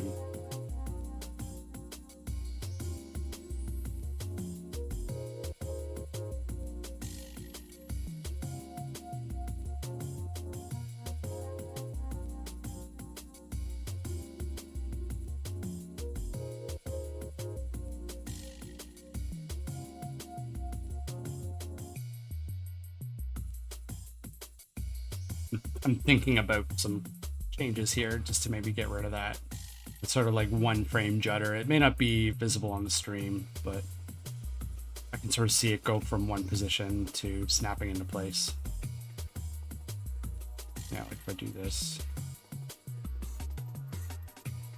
Not sure what's causing that actually.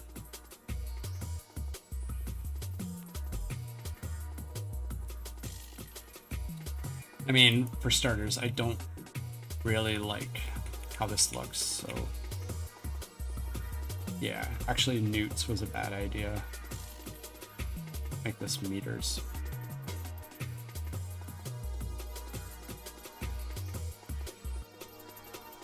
And this disk was too big.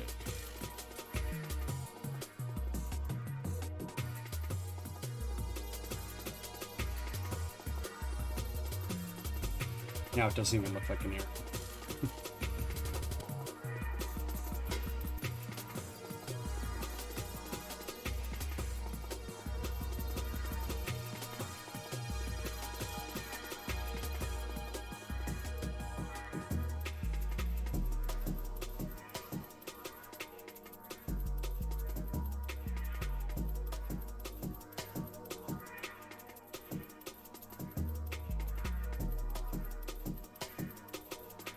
I think it needs to.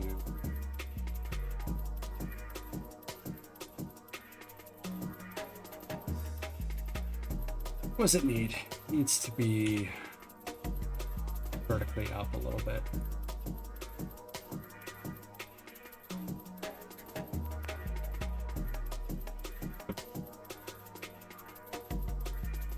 Yeah, that's better.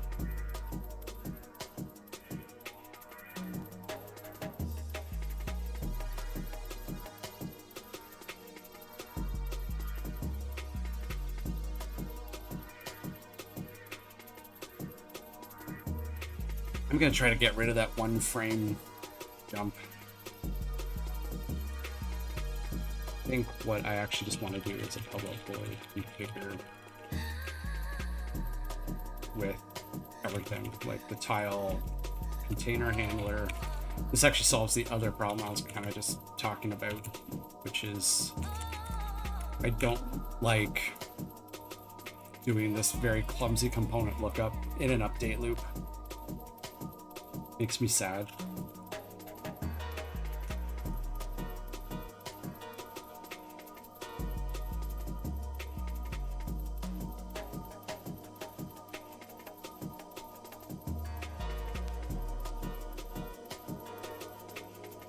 Yeah, so configure.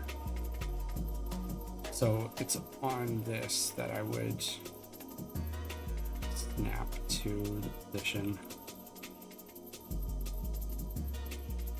And let's do this tile equals this, or this tile equals tile, this elevator equals elevator. I think that should eliminate, and we can do we can do this here now. I think that eliminates the need for this. And now what I would do is on tile state, I would do elevate state dot configure with tile and elevator. So that should put it in position before any update loop. I think this is what's happening is it's initializing the state, it's entering the state on one frame, and then it's out of position for a bit until it hits the update loop, and then it gets snapped into the right position. So I think this should fix that.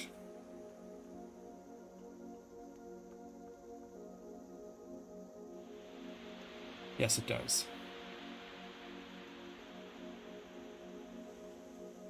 Again, I don't know how easy it is to see this on stream. Ooh, let me just bring my camera down a little bit.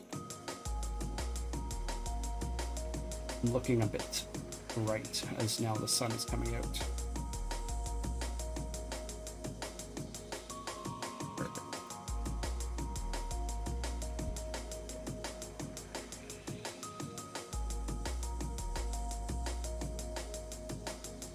Okay, so let's put that on the mover as well, because I actually think that's just a better way of doing it. It's using that same configure method. Move tile. Move tile.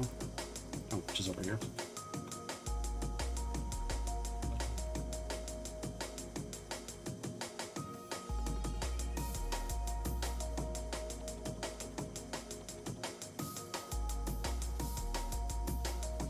But this is going to be the mover instead. And don't care about that. How is it actually set in the initial mover position?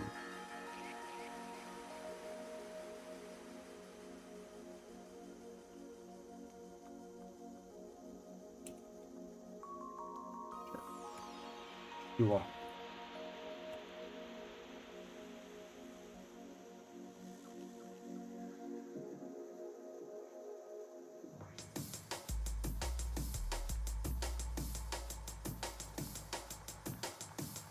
I don't know why I'm doing it that way. I'm just going to leave that for now.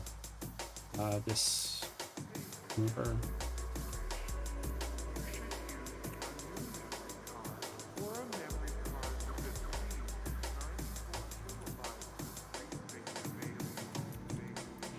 So that should eliminate the need for this.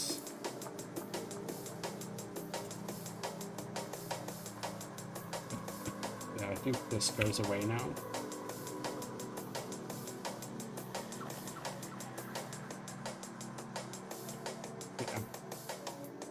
Yeah. That seems to be good. Actually, wait, how is it doing the origin function? Mover.transform. Yeah, it's the same. It's all good. So let's do that. Let's go back to the on tile state and do the same move state, configure tile mover. Oops. Hopefully that did not break anything else.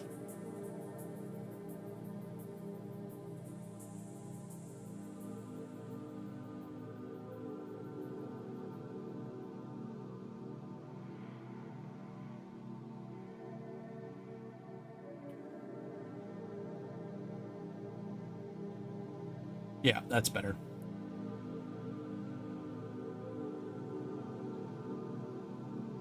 Plus now I can add a little flourish to it.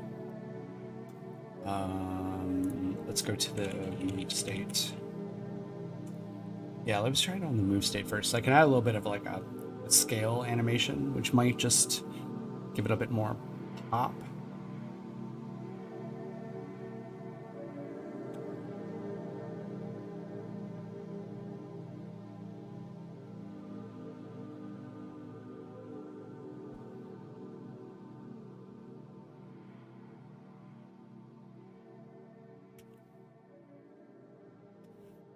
And I might be about to run out of music. Yes.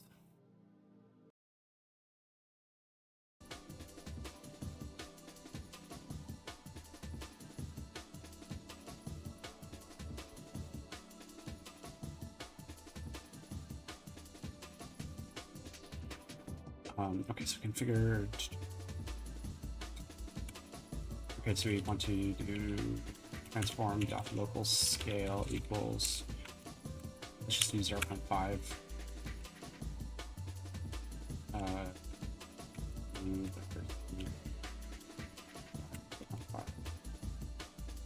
Or let's do 3. Vector 3.1 0.5.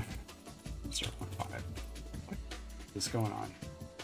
There we go. 0.5. So tap that. Let's start. See how that looks. How that feels. And let's do transform.do scale. Local scale? Well, I guess all scale is local. Do scale. 0.25f.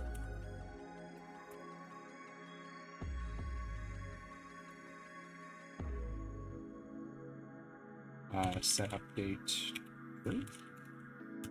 And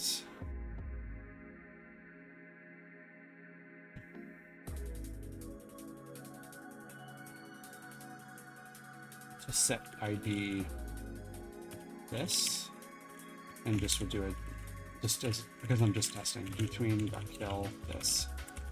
Just if it does exist, cancel it.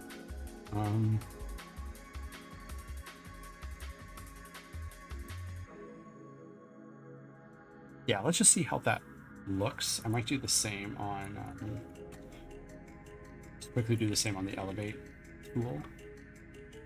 Just to see how it feels.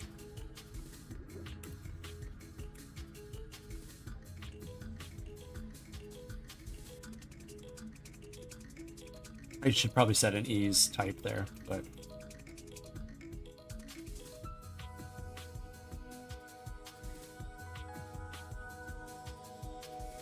should be good.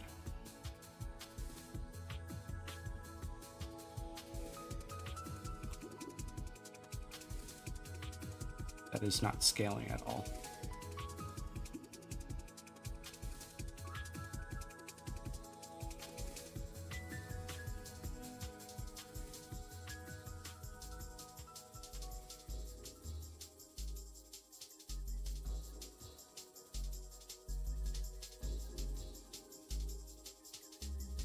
It's interesting.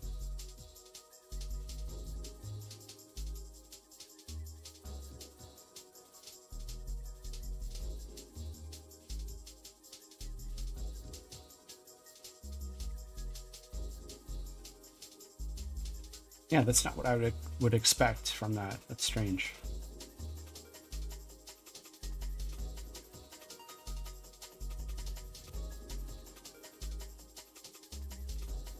File.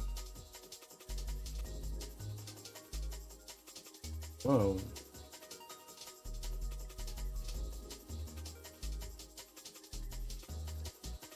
I mean, in a way, that's kind of a happy accident. That's actually kind of cool.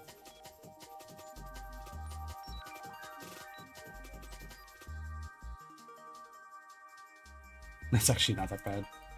Not what I wanted, but it's kind of fun. Set ease, ease, out cubic or out circ. Try that one.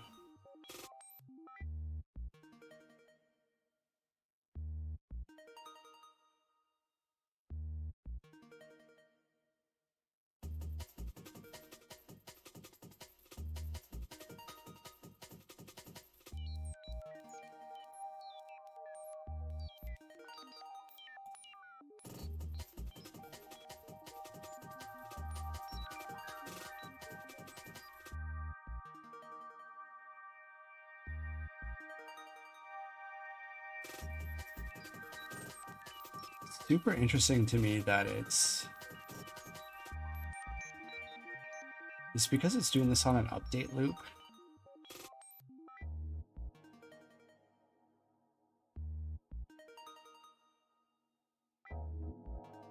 Hang on, I'm just gonna remove the kill for a second.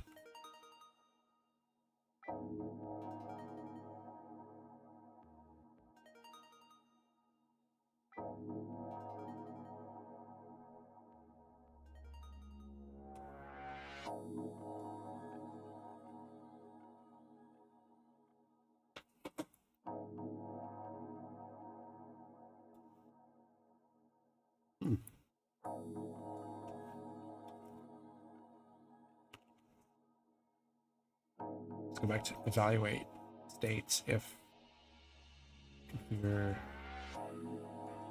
Oh, right. So it's going to fire configure multiple times.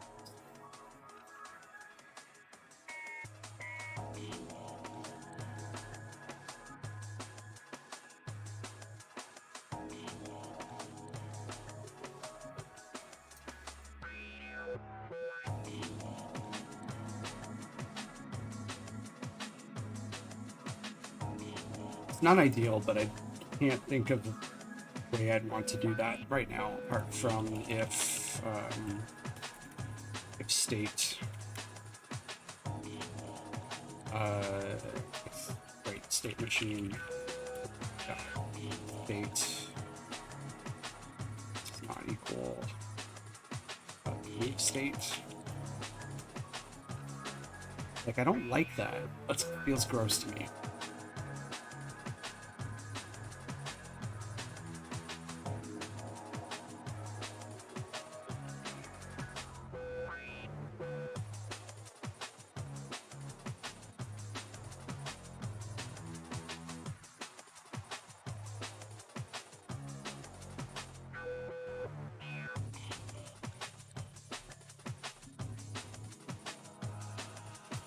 But it is what it is. Why is this complaining of unintended reference comparison?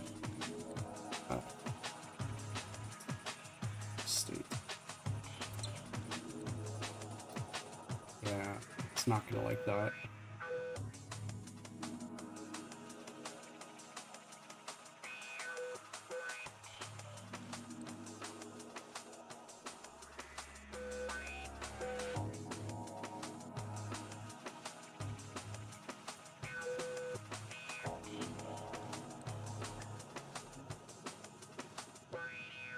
Yeah, why is that?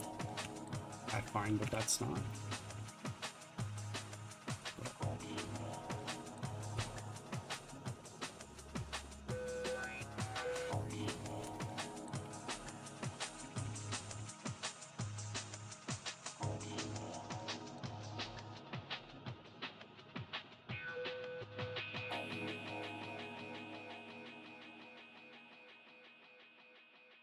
I'm not super happy with how that's working.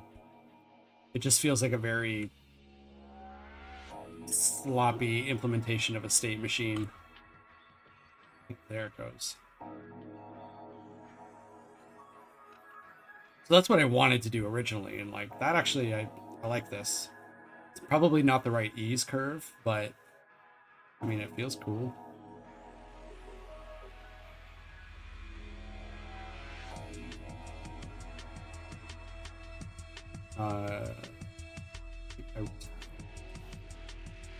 Quad.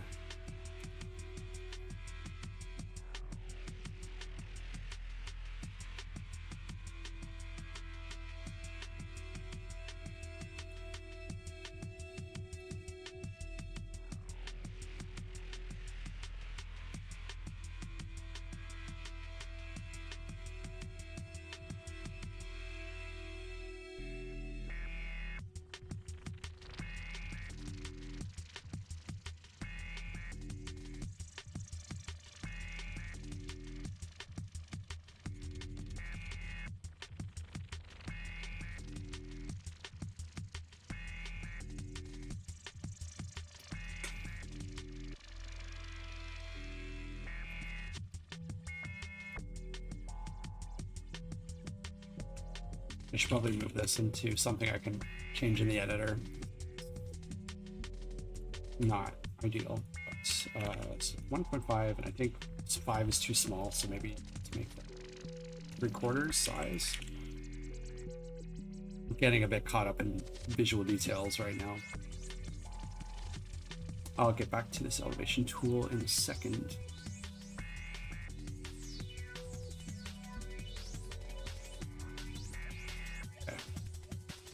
Yeah, that's cool. I like that. Just gives it a little bit more attention. And I think what I'll do is, like, when the tool is active, I'll probably give it a blue highlight of some kind. Like the tool will change from red to blue, just to indicate it's active.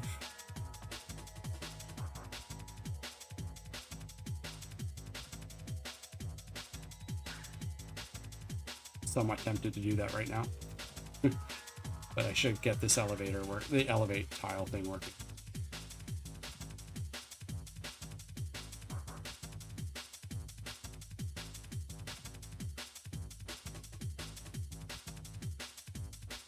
Yeah, let's do that.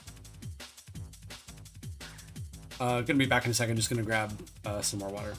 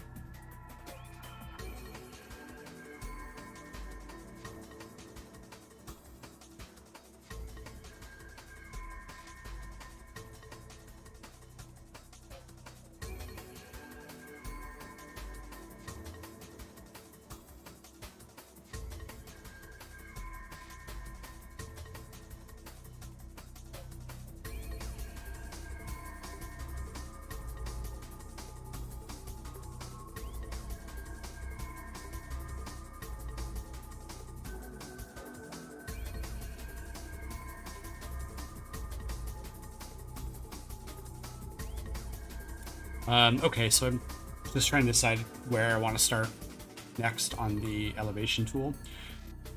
There's several different layers to this problem. I think now that we've got it properly aligning to the tile, I think now it's going to be getting just the position right, because there's a bit of complexity with the position that I need to think about. So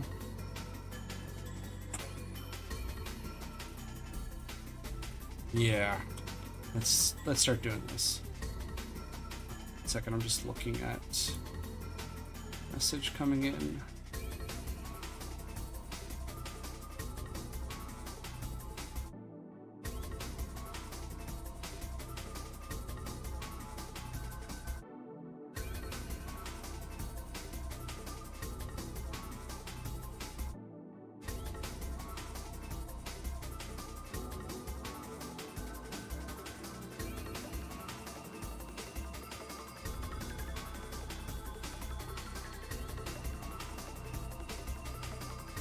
Okay, so yeah, let's try to get this elevation tool working a little bit.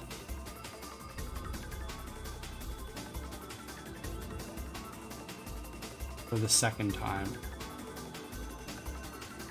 So the idea being that I can click, hold, and drag up. So I guess it's kind of working the same. It's looking for the same input pattern as the move tool.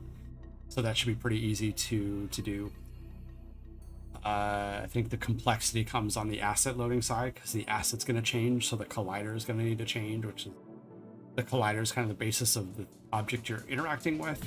So this is going to be spicy, I think. It's going to be a bit spicy. So let's maybe just start by getting the position correct. Getting the position correct. Yeah, let's just start by turning the mouse position into an elevation value. That's a good starting point. So just to sort of clarify what's going on there is I'm implementing this prototype of elevation control, where you sort of hold to drag it up and down and do all kinds of things, but there's sort of another layer to it that's not in this video, which is these are going to be, each tile has sort of a spectrum or continuum of what should be spawning at every elevation. So it's also going to need to spawn out which game object is being used. So in this scenario, it's only one game object and it's just being Y position adjusted. Now it's an actual, like, I'm adjusting the elevation, which then needs to do a lookup on if the prefab needs to change, a bunch of other complicated things. So it's spicy. It's very spicy.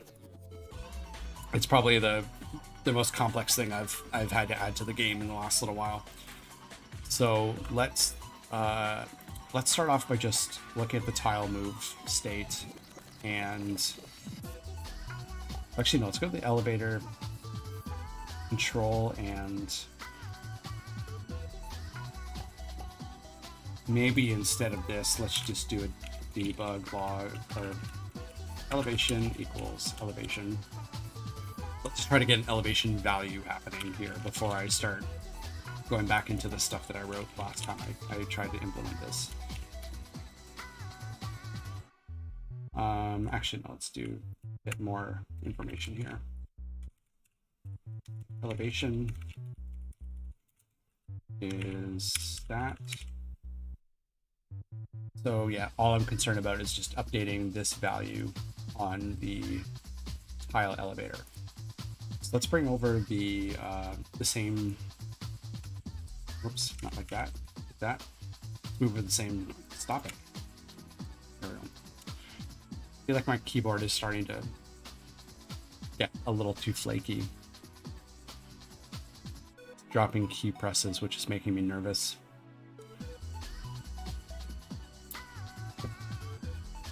Okay. This also will probably want to have the threshold system. Just, I didn't like these little 1 pixel moves you could do. But I need to rethink how that works a little bit. Okay, so we need to eject the cursor handler here.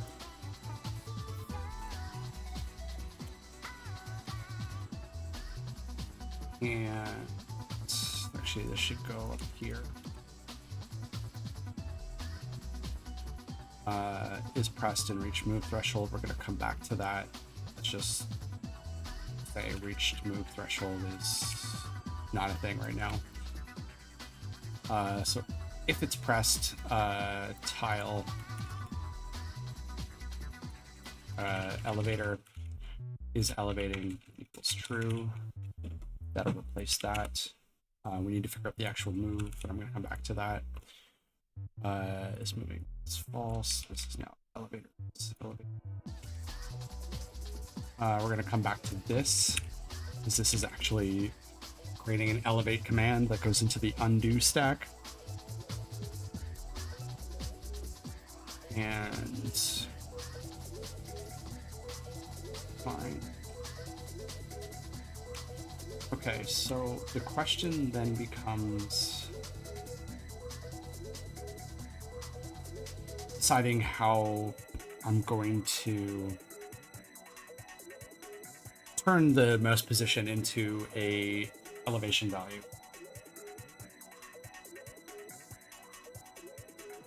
Maybe just screen space. I mean, it would be nice to have it grounded in like it's one-to-one with your mouse in the world. That might actually be difficult.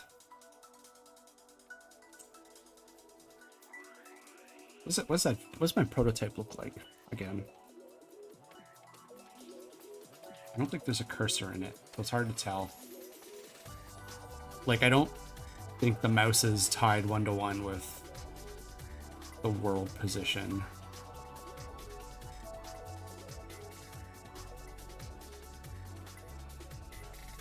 I'm not even sure how I would do that.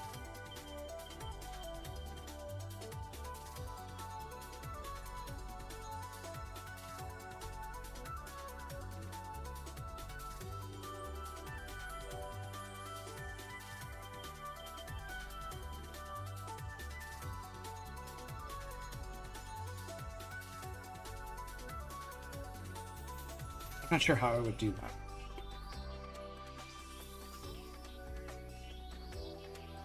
Because the problem is, like if I've got the camera up here, like it's fine, like I'm doing a collision with the collider on here. But if this is gonna move up, like it needs to maintain a certain distance from the camera. So should I get this like distance value and use that for all future raycasts from the camera, and like using this Y change? Don't know. It's the kind of math I need to do off stream.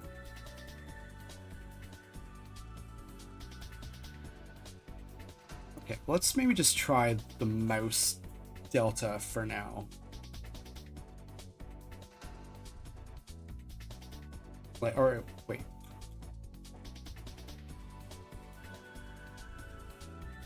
Let me go back to the cursor handler. I think that's where I'm actually doing the raycast, right? Yeah.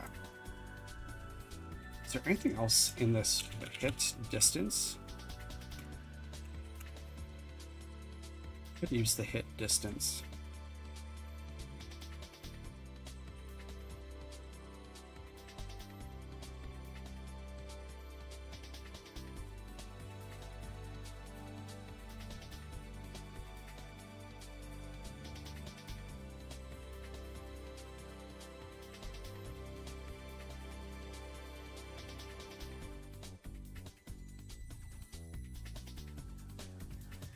It'd almost be better just to take the collider out of the equation.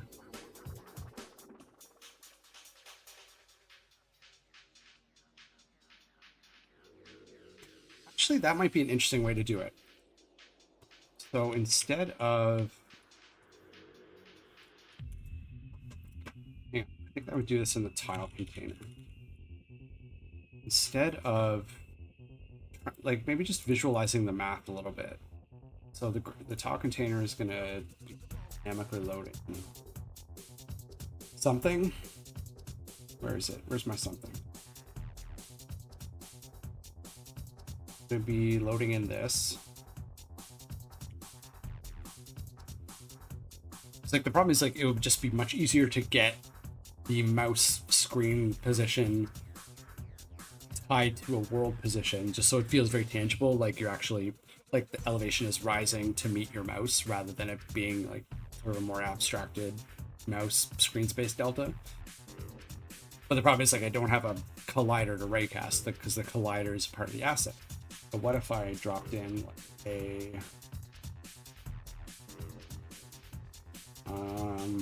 dropped into something. Maybe this should be another Pro Builder shape, but like, what if I swapped, like when you're in elevate mode, it swapped to, no, but then,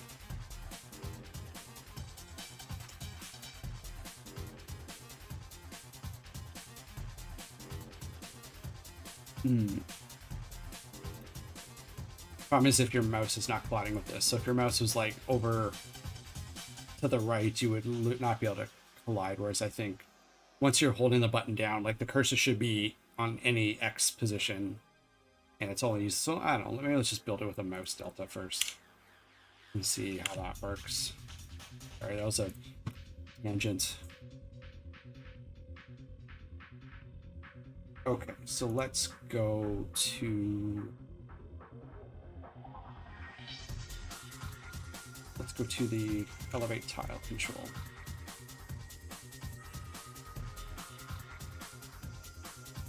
Origin position. So this origin position is going to be the top. It's going to be the. It's not. The start elevation.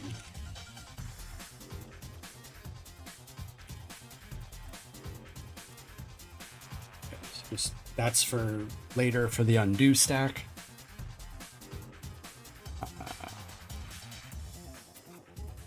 Do a little animation as a treat.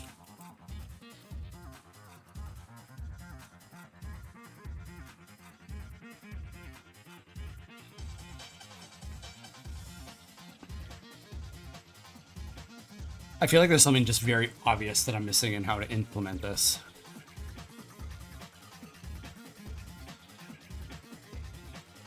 Like I really want it to feel like you click on the roof of the building, you drag it up, and it moves with your mouse.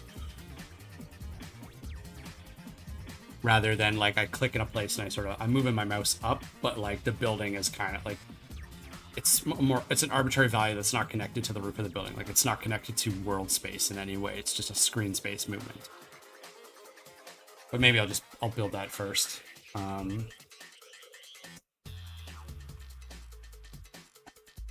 Okay, so I guess I need to look at the mover and how it is. Yeah, where's move being called?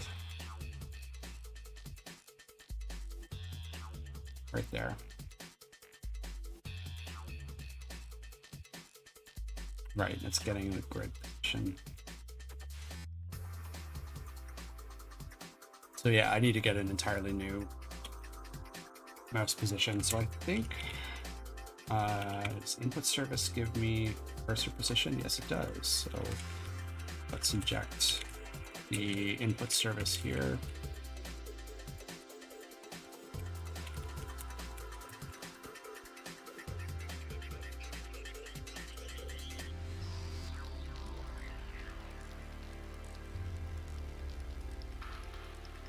Okay, so private vector 2 start position. Go on this, we're going to get start position equals input service cursor position.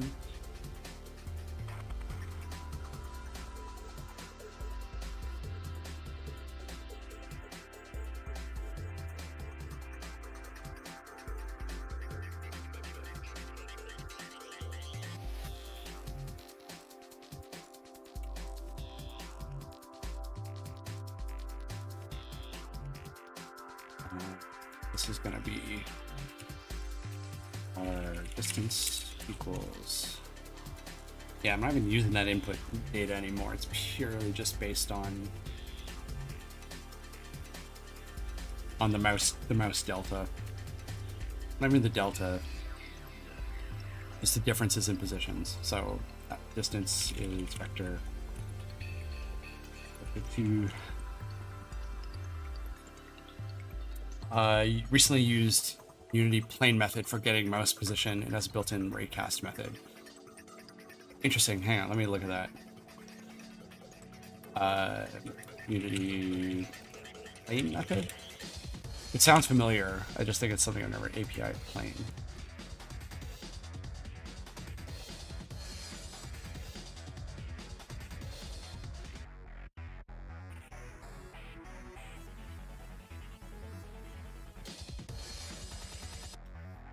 The distance measured from the plane to the origin. This is where my lack of a math background might hurt me. A plane is an infinitely large flat surface that exists in a 3D plane, divides space into spaces. Basically creates an imaginary plane and use it. Yeah. Is there like a nice... Am I in the scripting documentation? Yeah.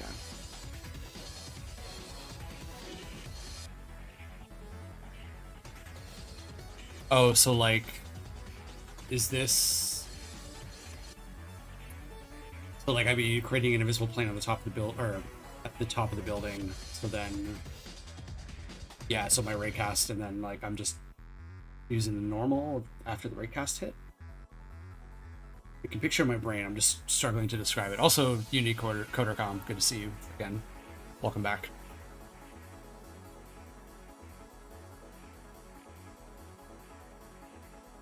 Hang on, let me just get a... Like, I think I'm just having a hard time describing what I'm trying to do mathematically. Like, I know what it looks like, but I don't know what it looks Unity engine plane examples.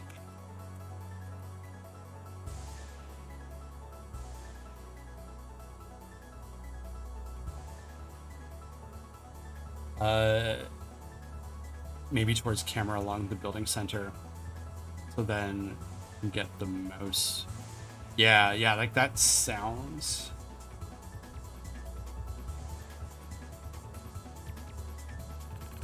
Something like that.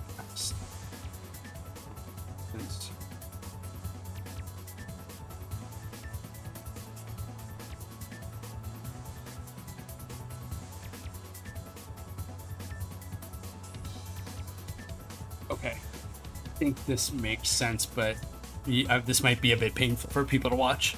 I'm trying to implement this because I think it makes sense, but I might need to fumble through it a little bit.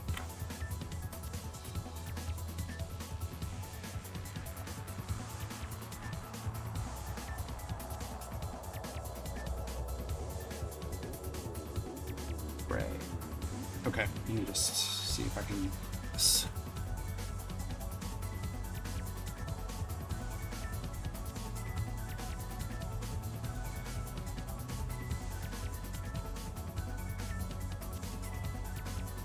So let's, where's my elevate tile?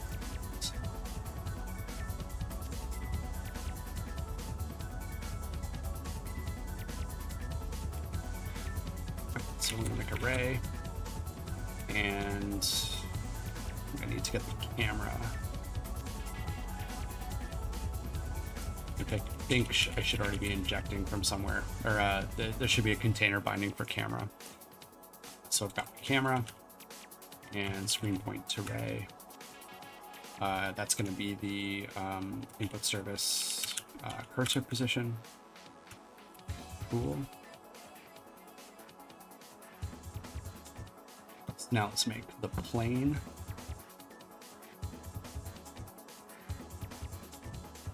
And say the building plane equals new plane.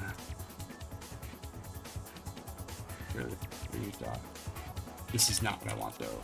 What is this? The normal. what's in point.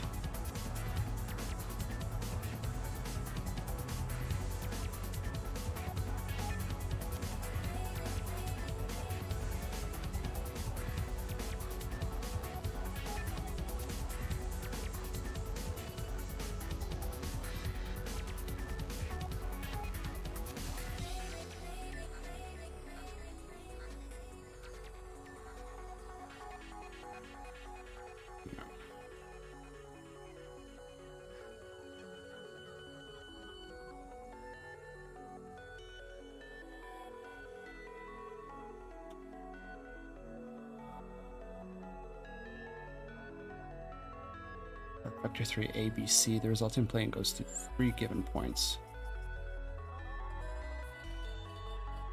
Okay, so this seems like I want it to be the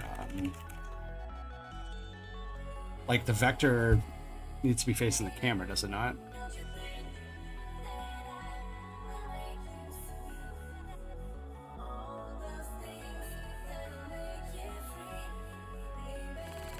Yeah. I mean, right now this isn't an update loop. Like, I should probably not be doing this every frame, but I don't know. Like, I feel like the game is so like computationally light. Like, there's not a lot of stuff going on in update loops. So I feel like if these like tool manipulation update loops are a little bit clunky, it's not the end of the world. Like, this is not a lot of like background simulation going on. But I feel like I have a lot of room in my CPU updates. It's mostly like just call limited. But I think this is actually like kind of similar to what I was doing. Like, I was about to just put like a big like collision plane on the move tile tool. But yeah, I don't know, whatever. I'm kind of tempted to try this. So the point would be the elevator. Also, this is a great track. Shiloh. Top anchor, so that's the position, and then the vectors. What's a way I do that?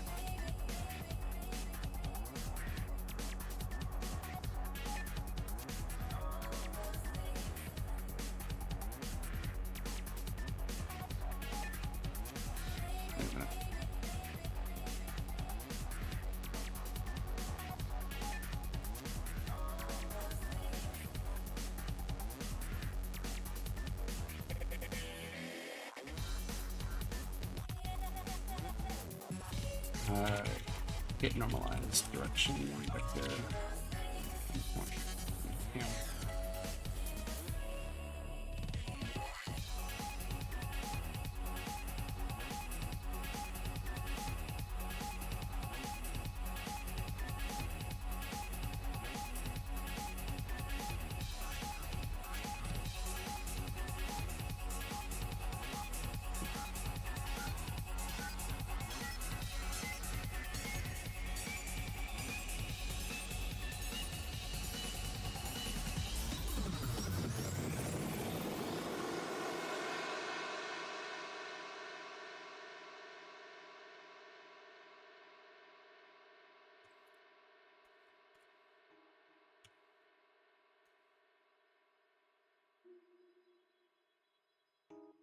I guess there's no way I can like visualize this, is there?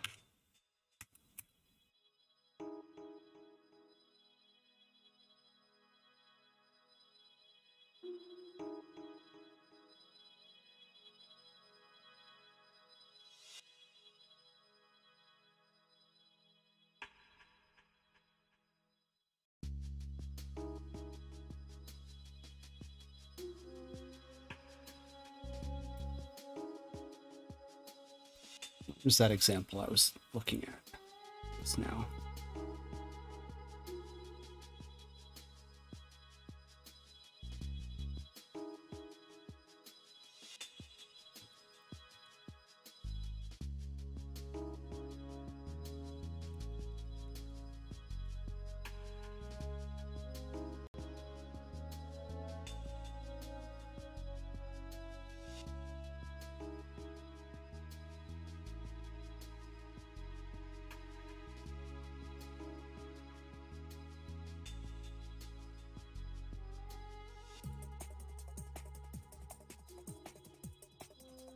Tempted to just see what this does. Like I said, I think the biggest problem is I'm just having a hard time to mathematically describe what I'm trying to do. My theater degree is killing me right now.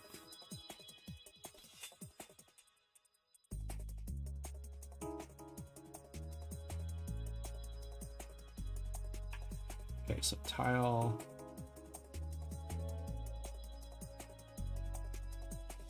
Okay, so I see the rake. I mean, it seems to be getting me something.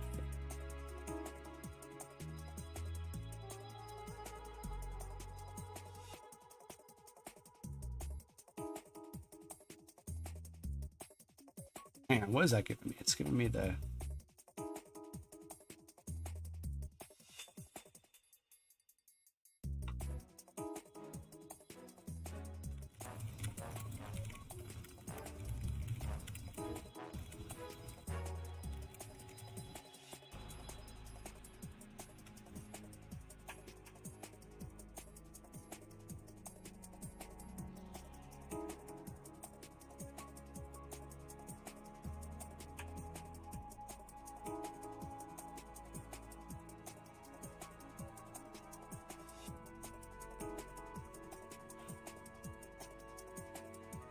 So what's this giving me? Building plane, raycast,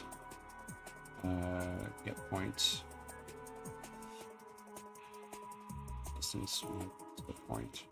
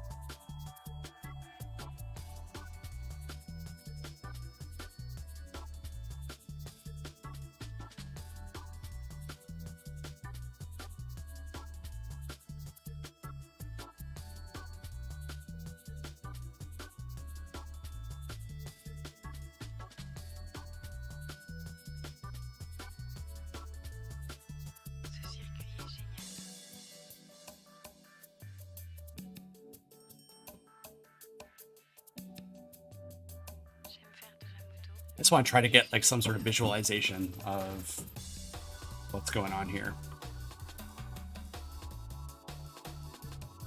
Okay, so it's not even moving it because I didn't actually hook this up.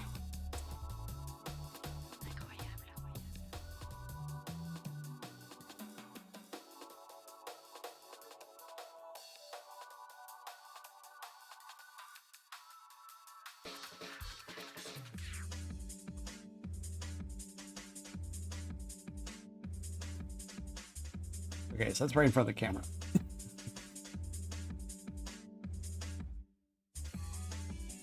So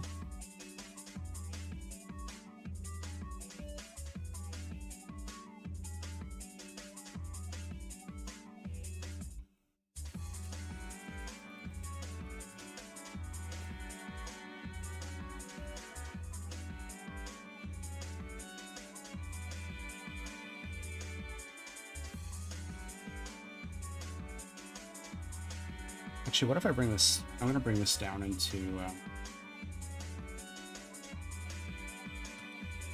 here.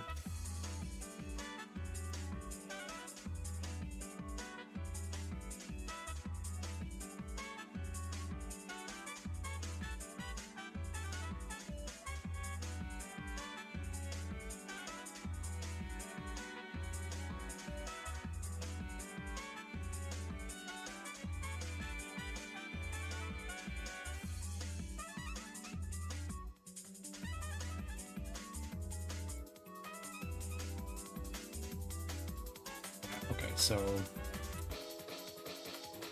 it's down. I also need to allow state change as false.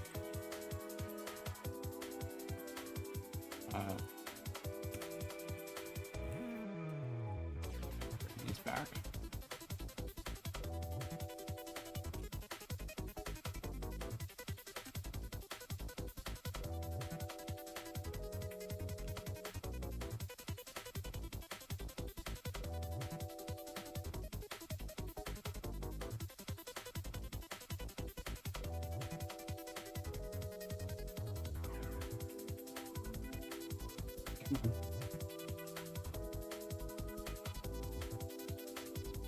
Unity is just having a moment.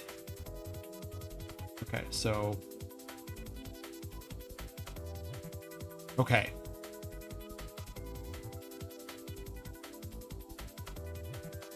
That's part of it. Okay, so that's part of it. So instead of it being point, so elevation pose is where I want point. No, wait, I want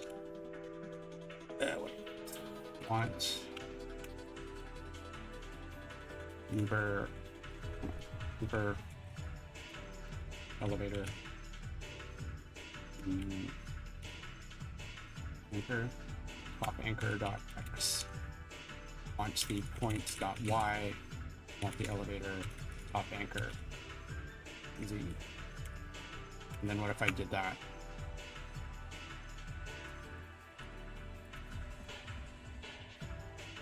Not 100% sure if that'll work, but it'll be close, I think.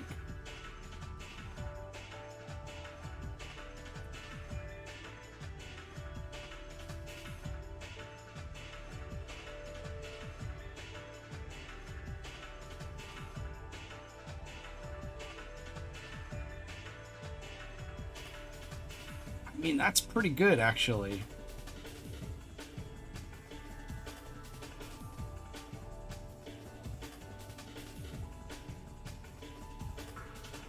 Pretty good, but it's like not connected one-to-one. Like, I feel like it's missing something.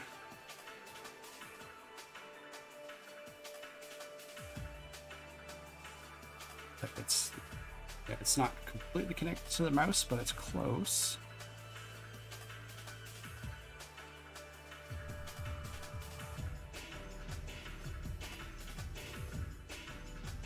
Do I maybe just have the mesh in the wrong? orientation, maybe. Or certainly not to match the like the plane.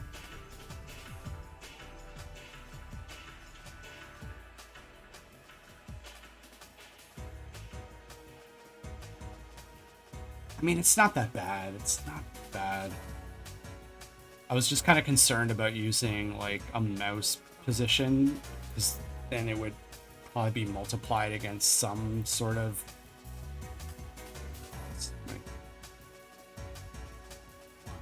All right, every tile is going to have one of these. Okay.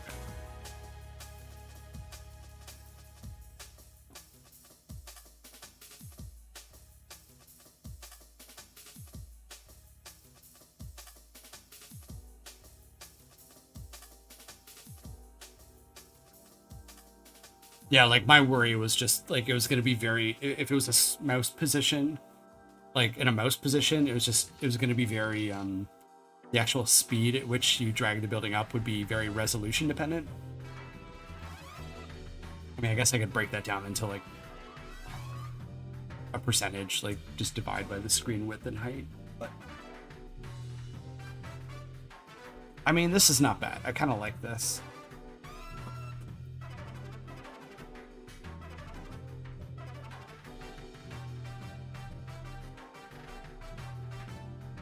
Let me just go back to the other. What was this before? This was the point.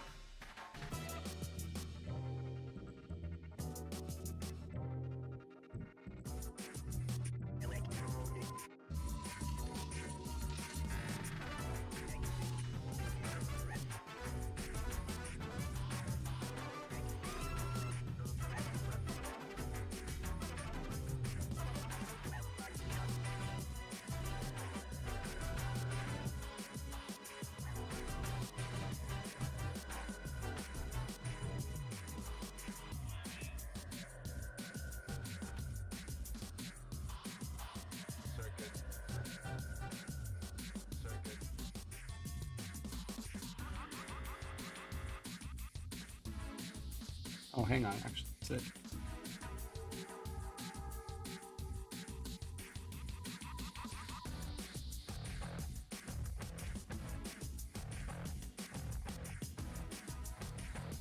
Yeah, like I'm having a hard time visualizing where this plane is. Like, is it...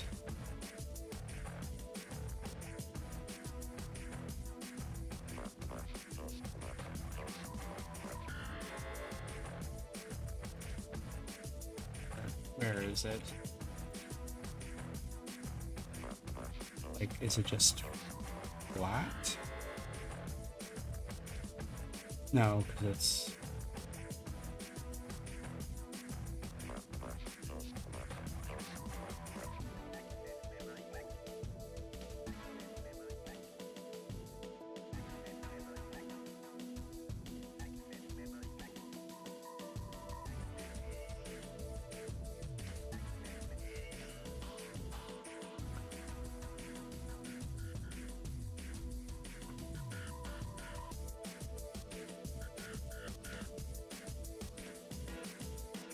One second.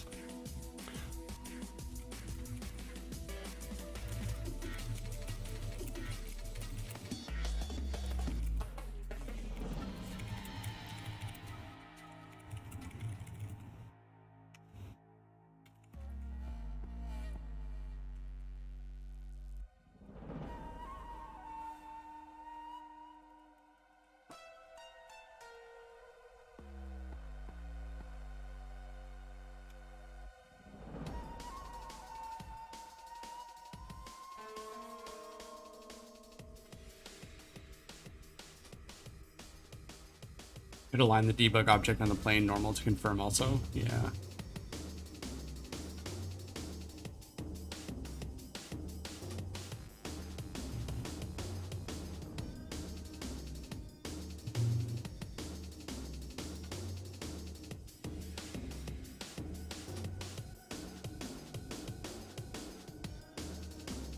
Sorry, I'm just looking at.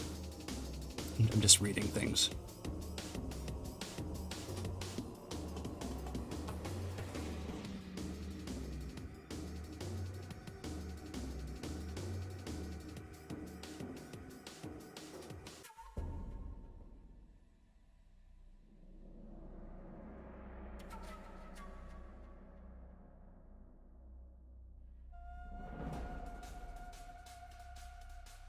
I think maybe it's like the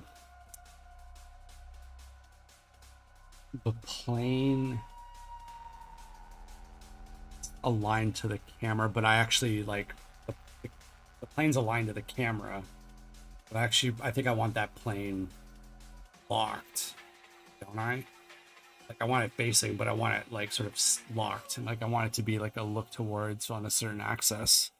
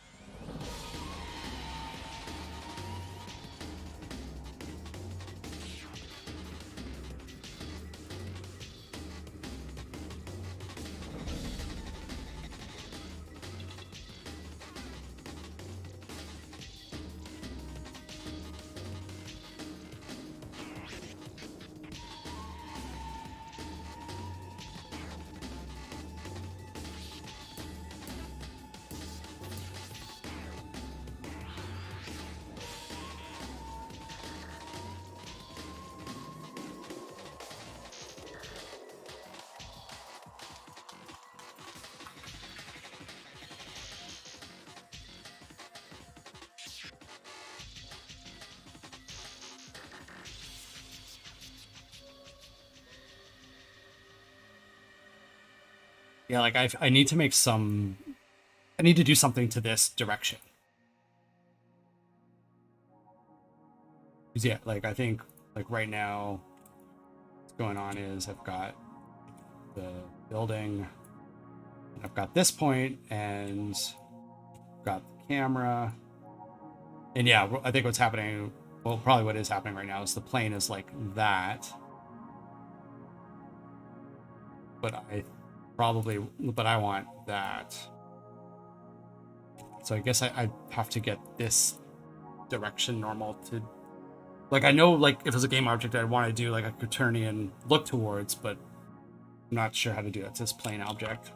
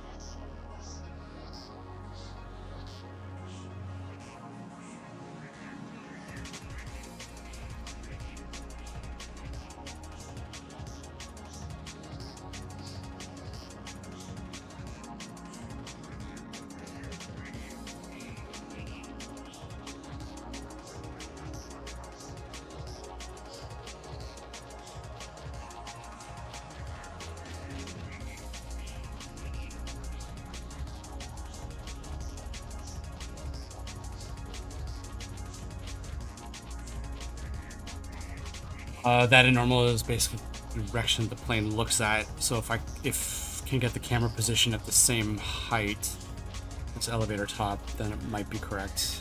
Yeah.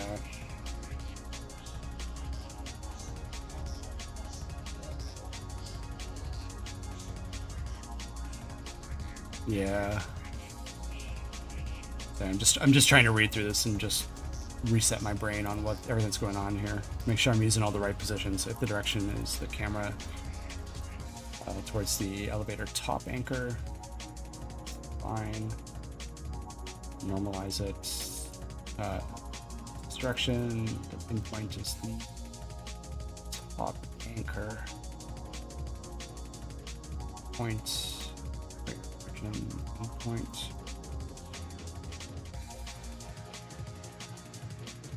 Wait, I'm playing their top anchor. Am I moving the top anchor?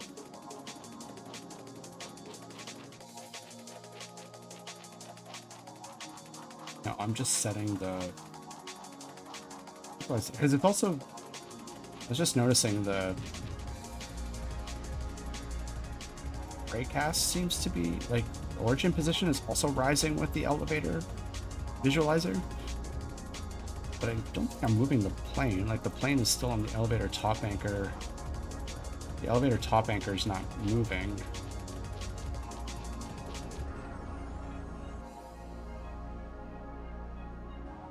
At least I don't think it is. Elevation changed. Anything? I haven't changing this yet.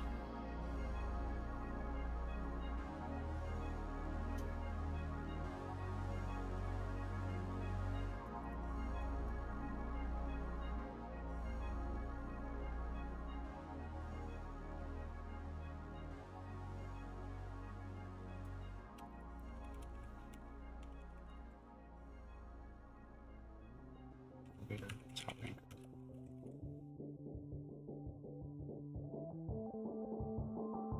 Usually times like this I take as a signal it's time to work on a few art things and come back to it. But I kind of want to get this working. Just a little bit. Maybe new vector 3 before direction, and then take direction from that. New vector 3. Then take the direction from that. And debug, confirm, start end post. Yeah, I'll try that in a second. Let me just take a look at this thing I just put in the debug. I just want to make sure I'm not moving that. Yeah, I'm not moving that anchor position around.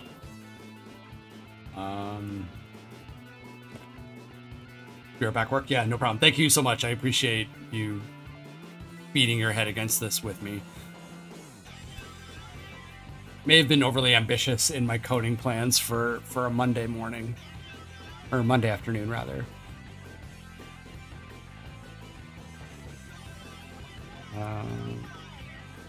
Okay, so new vector 3 before direction. New vector 3.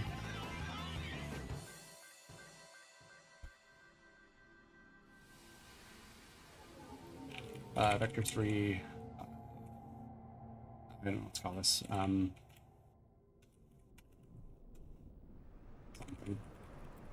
back to that. Vector 3. Camera.x.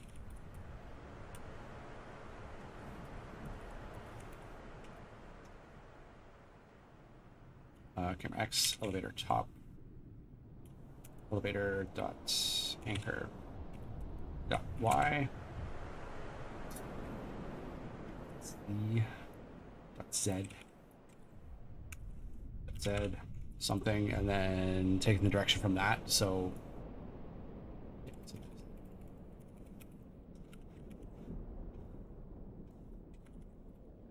camera adjusted.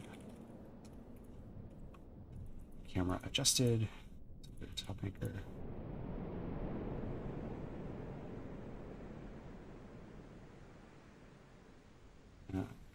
Debug draw line to confirm start and end pose. The one I have here. Hang on. Let me just see what that does. Oh, I'm out of music again.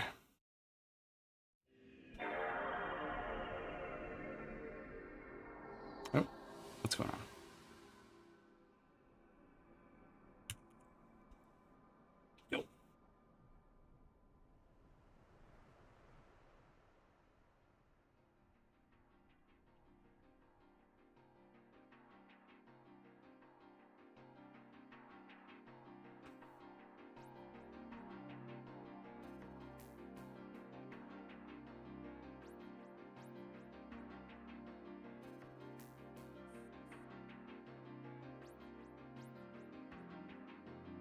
looks like it was it.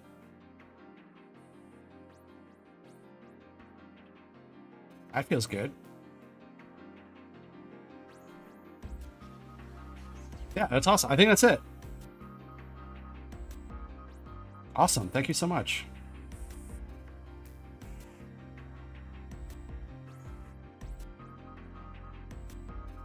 Yeah. Yeah, that's nice. That feels connected to it. I can put the mouse wherever. Yeah, I think that's what I'm looking for. So now I get to start the other part of this, which is moving the actual tile around.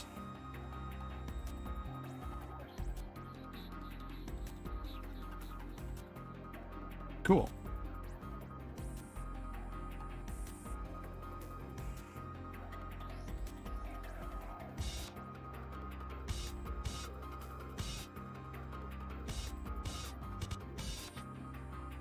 Okay, so let me clean this up a little bit. That's fine, that's fine. Maybe I'll just kill the debugs for now.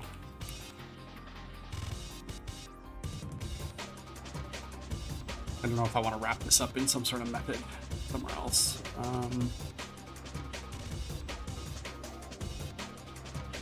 Actually, let me just get the elevation. So start elevation is that, start position.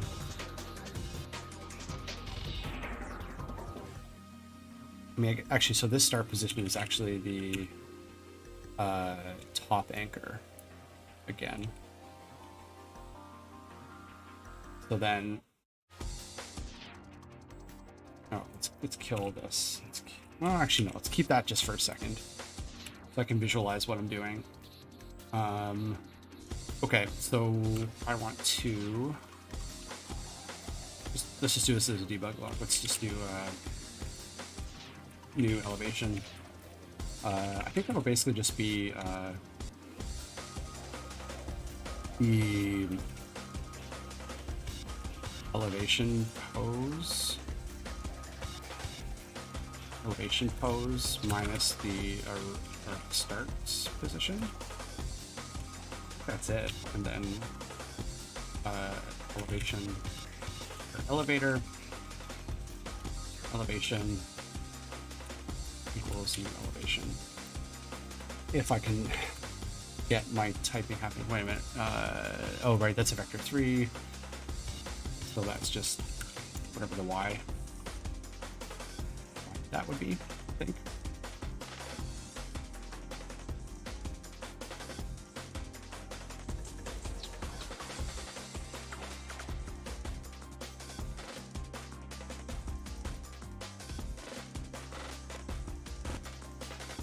Okay, elevation 0, elevation 0.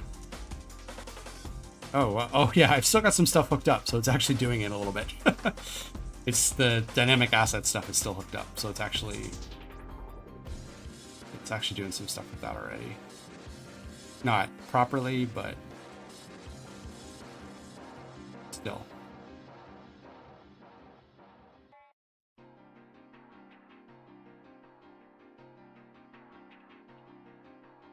Seems about right.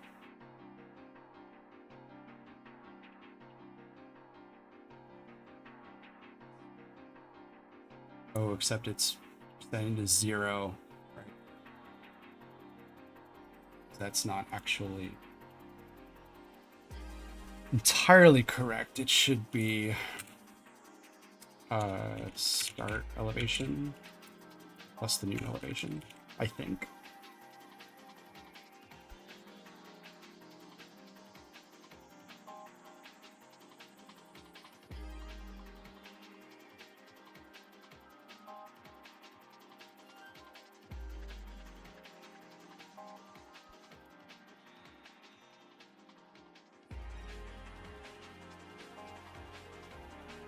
Yeah, that's closer.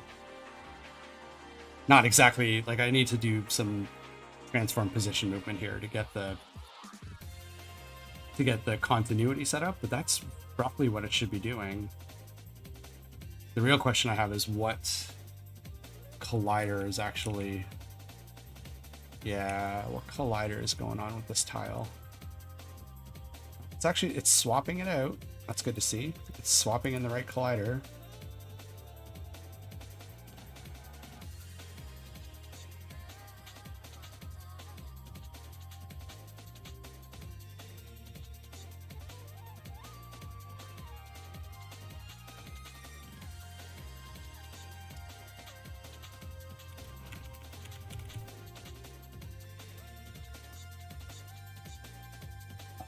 Where's it actually saying the density is? I want to change this to 0.1. And I want the elevator. No, it's dynamic density. I want, just as a treat, elevation modifier. So I think this is already getting a on elevate. Got the elevator. Oh yeah, on elevation changed.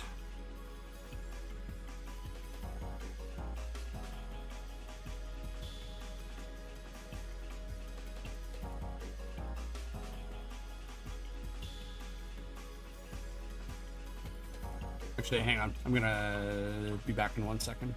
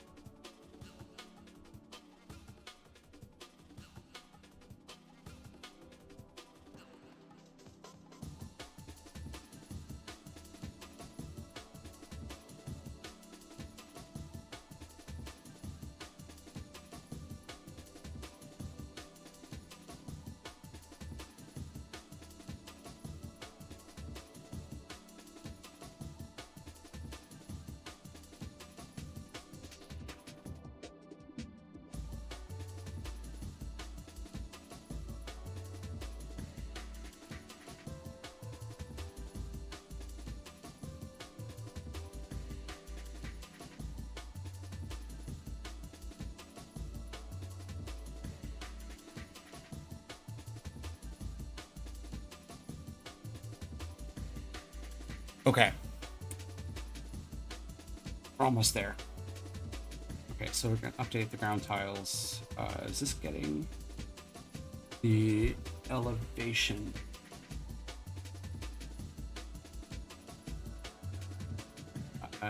Density modifier and density plus elevator dot elevation.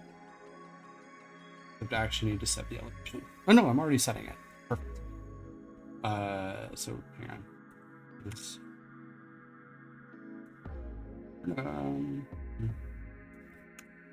Density, temp density.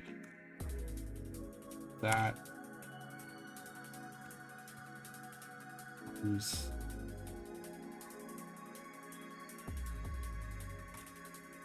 Elevation times efficient modifier.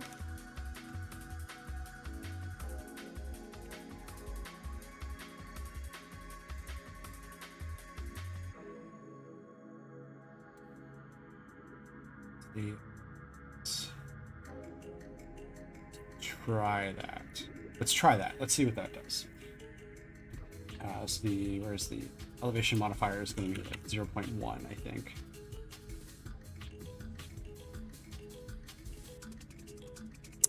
Whoops, what'd I do?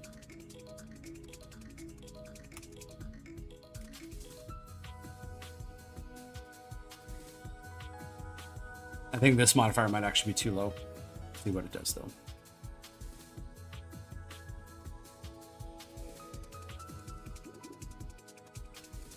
But this is getting into more of a design question in terms of the density levels and what they represent. I hope that doesn't work.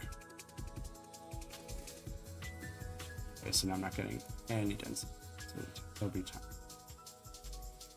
Maybe doing it this way instead. Let me just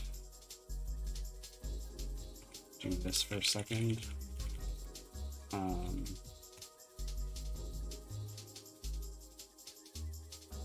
What was I doing that debug block?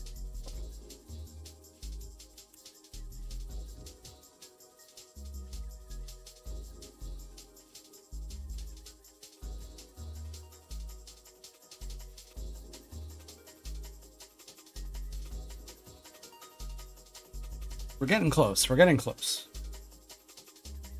This definitely feels a lot easier to work on now than it did like a few days ago before I started reworking how the tools were the tool setup. I speak good. Okay. Ah, there we go. Hang on. So, oops.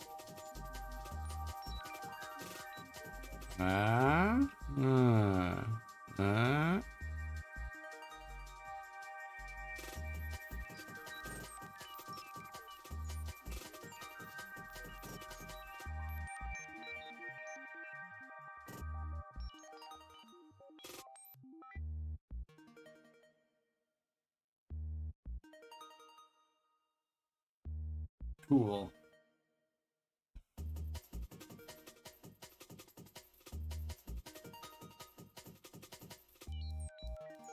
Okay, so I got a bunch of stuff to clean up here. So the top anchor's not moving. This once it's being pressed. Hang on. Only if it's not being pressed that I want it to do that. If it's being pressed, this position to be basically where it's. I want it to be the elevation position.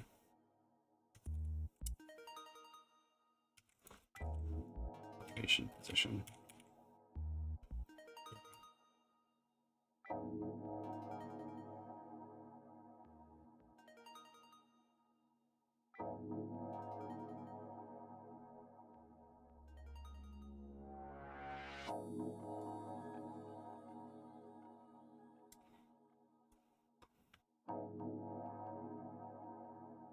At some point, I also need to go back and look at how this is working with snapped mode, because it's having a bunch of problems lately.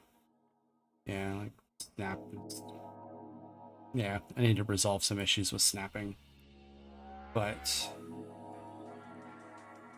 okay, that's nice. Not all the way there yet, but getting there.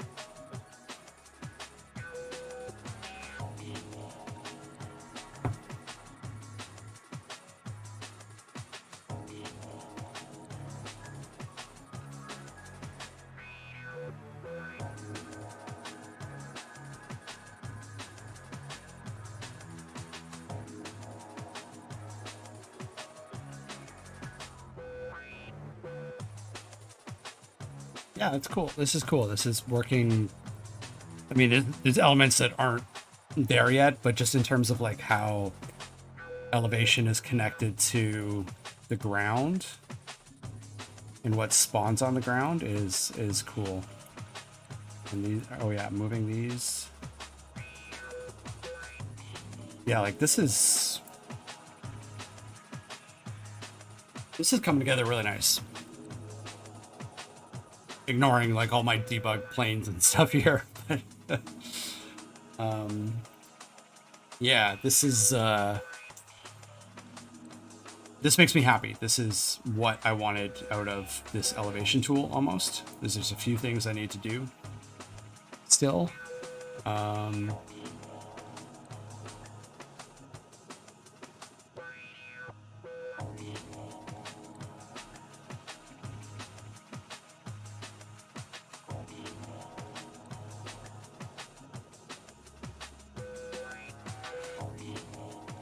I probably need to clamp this to something eventually.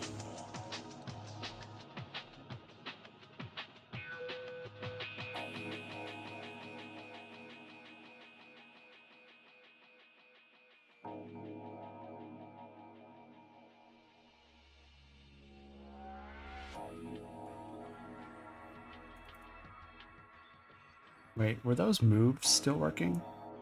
Wait, move. Move. Undo, undo, undo. Okay, so those are all working. I need to add elevation changes to the undo stack, but that's...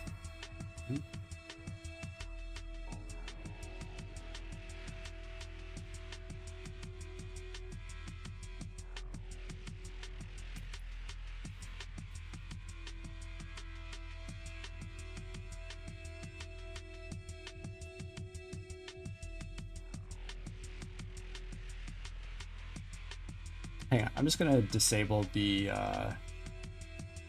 this placeholder plane thing. I just want to turn this off for a second.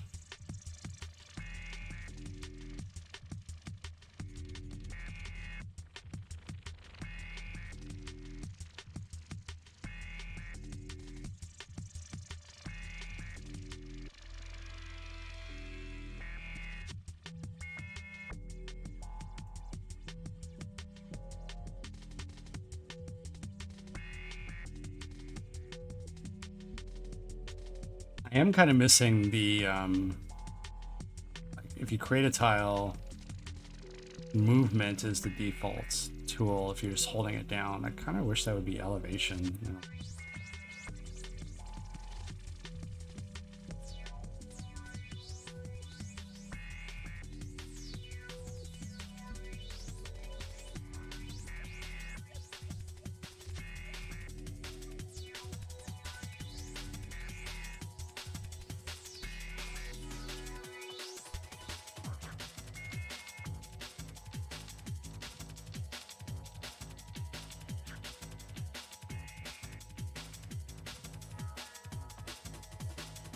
Yeah, so the elevation pose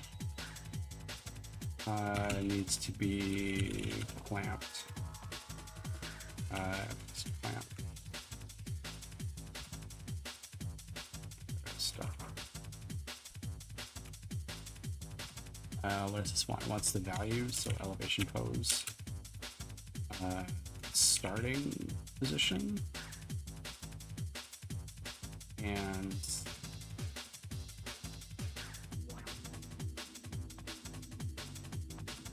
clamp somewhere here. Range A, range. So I think public.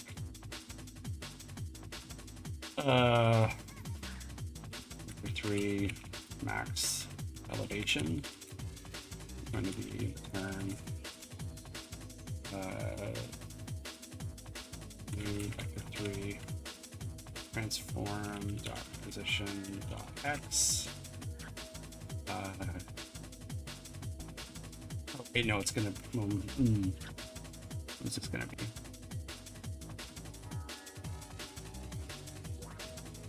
It's gonna be something.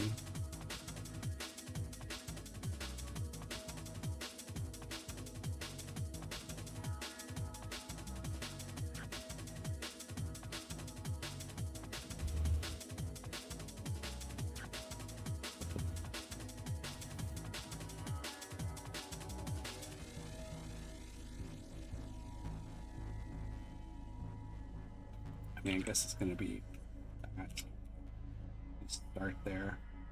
Come back to it later and refine that. Z. Start position. Elevate. Dot max elevation.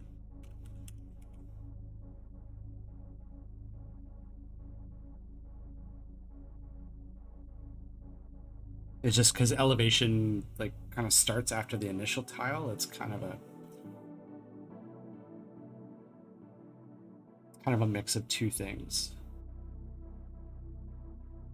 Rather, it's not from the ground plane, it's from the top of the first tile. Like you place a tile and zeros at the top of the first initial tile and then drag up. So the max elevation is like that initial distance. But I don't want to standardize it. So it almost needs to take the collider size at the lowest level. But I think maybe it should be standardized at the lowest level. So then it would be like 1.5F plus that. I should probably pull that from the grid scale, but for now that's fine.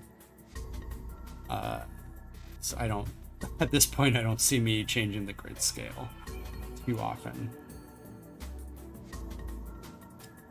Okay. So that.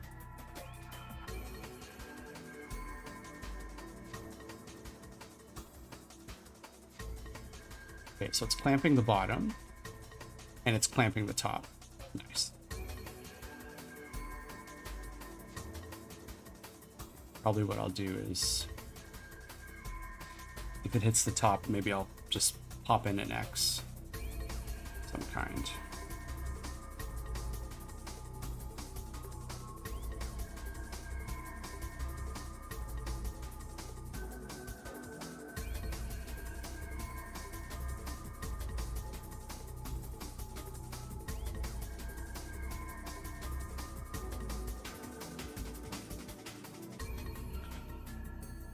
I'm just thinking there's going to be a bit of a problem here because the thing I want to move, the building I want to move to match the top anchor position. Like the game object visuals is separate from the collider. It's like I want the container to stay at the same position on the grid, and it's the collider I want to shift up and down. So I guess like there must be a way to move the collider, right? Just the collider without moving the transform. Where am I doing that? Dynamic asset. Dynamic collider dot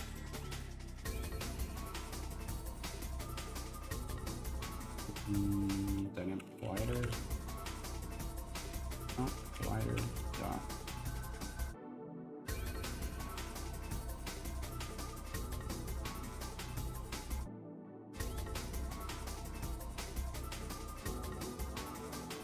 me. Shared mesh.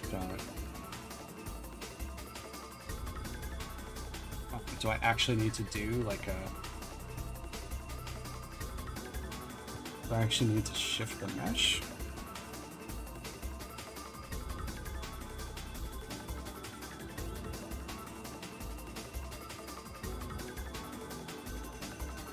This might be something I need to sleep on before I figure it out, but maybe let's see if we can get just the actual thing happening. Move element.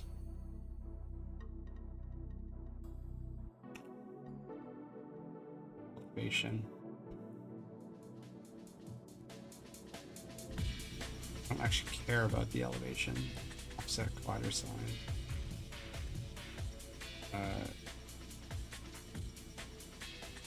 It's not elevation. It's elevator. Elevator.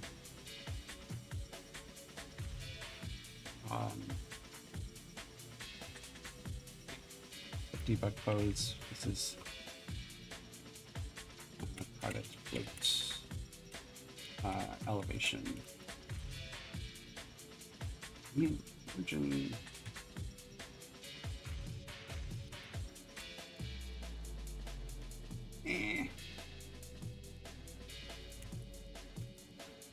Elevation, origin, patterns.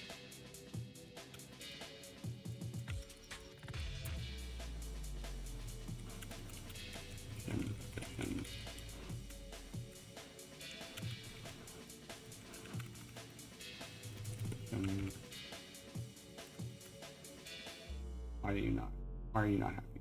Oh, because that's up. Should be effective.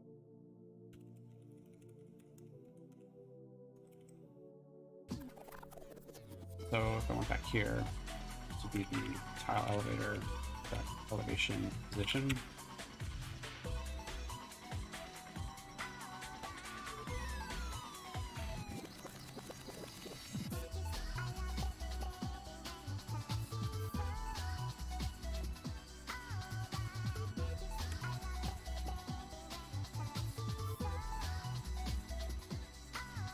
Maybe.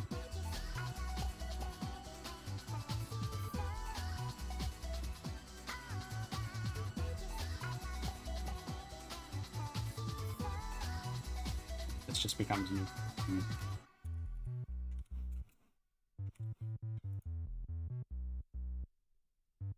I have no idea if that's gonna work. But today's been pretty strong for just trying it out. Trying and failing fast. Nope, doesn't like that. I mean, it's kind of it.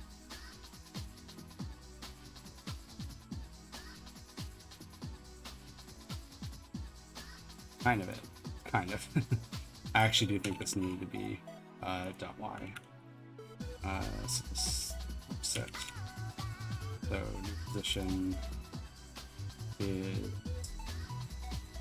offset times vector 3.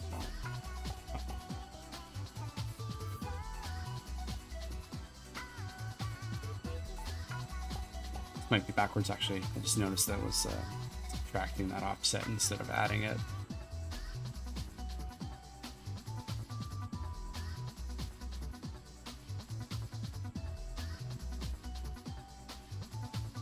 I mean,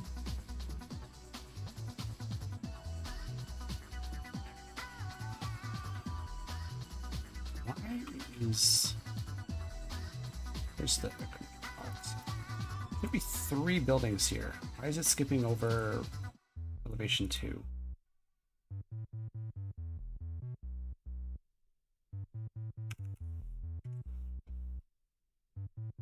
Its range should be, just say that's 3.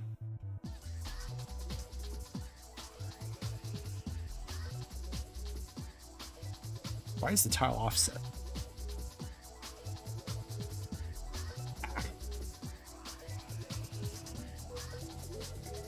It's missing.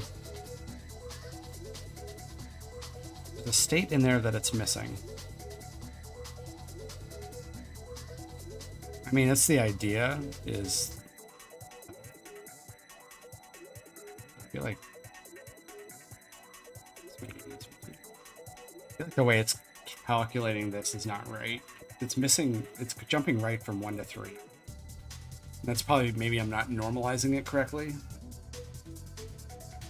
Like this range is normalized here, so this is, you know, 0 to 1.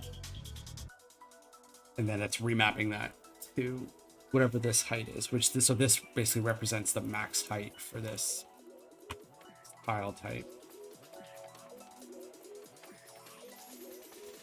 I don't know, I might need to go back and think about that and redesign, retool that a little bit from a design standpoint. So I need to figure out why the is not the right position ever.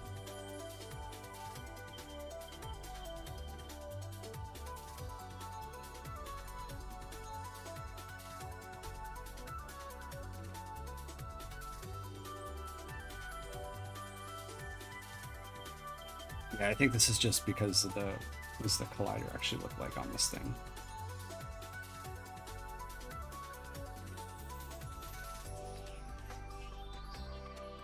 Whoops! Now we're in trouble.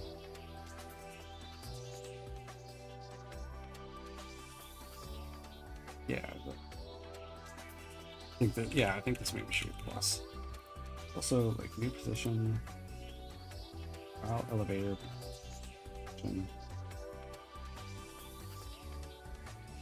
This is not. I don't think this is right. I think I have to go back through this. This code I wrote a few days ago. I think there's just a bunch. I need to go through and just think about the positions I'm using one by one. Ah, this is even worse.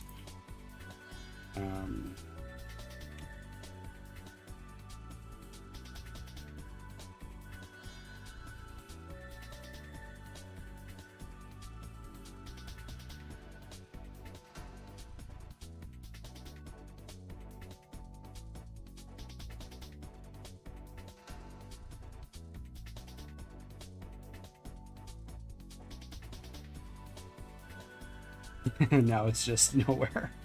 Now it's below. Probably because the elevation is 0. So elevation position.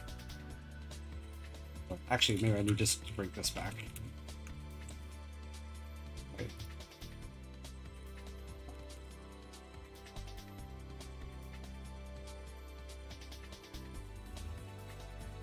Offset plus 1.5 up. This is naughty. This is so naughty. I need to rework these pieces a little bit.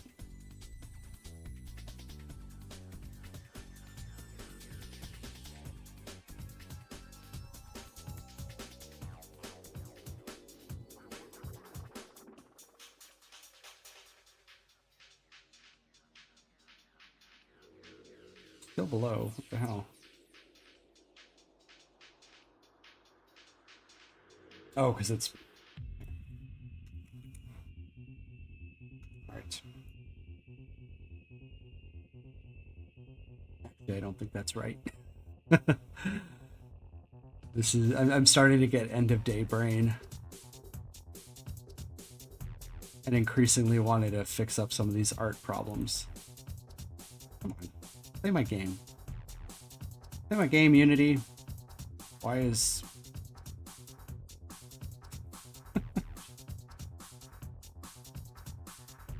This is just a mess of things that aren't right. I guess.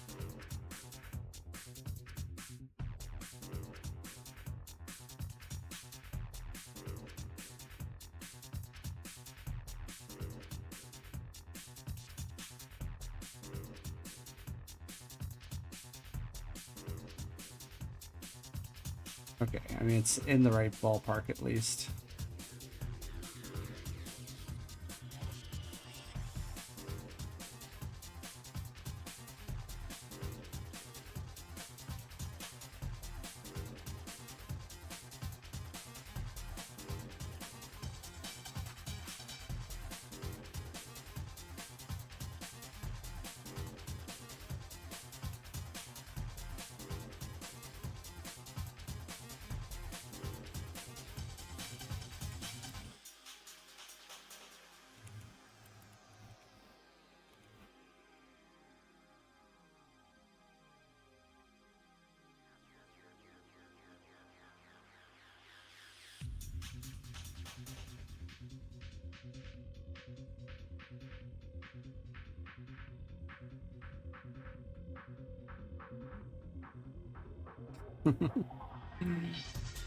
I need to rework this. I need to rework this with fresh eyes. I'm just throwing numbers at it, hoping that it gets somewhere close to what I want.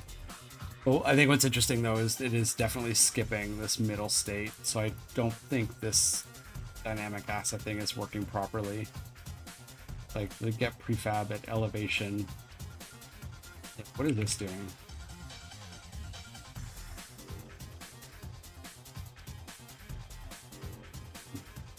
Range divided by range max. It seems like it's right. Seems like it's right. Hang on, let me just do a debug log here. Prefab selected. Maybe you might need a problem with debug log. Prefab selected. Output. But I think I need to go and remove elevation debug somewhere. Well, let's just see.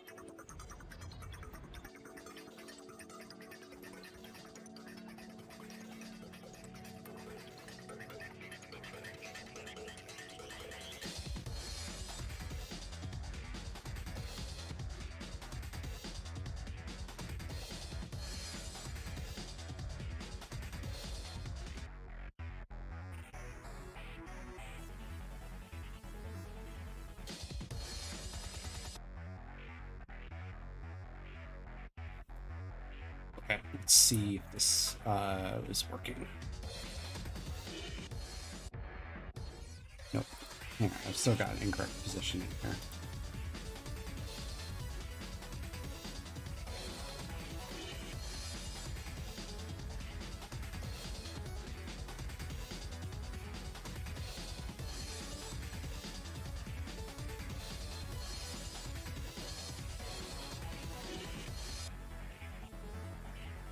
Wait, I thought this was working before.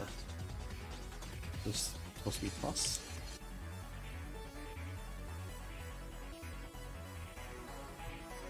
I've completely lost track of what I was doing. Let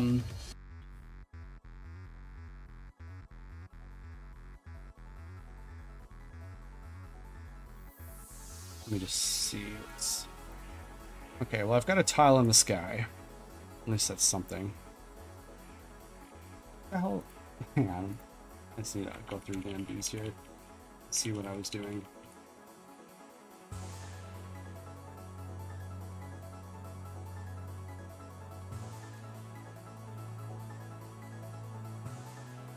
Right.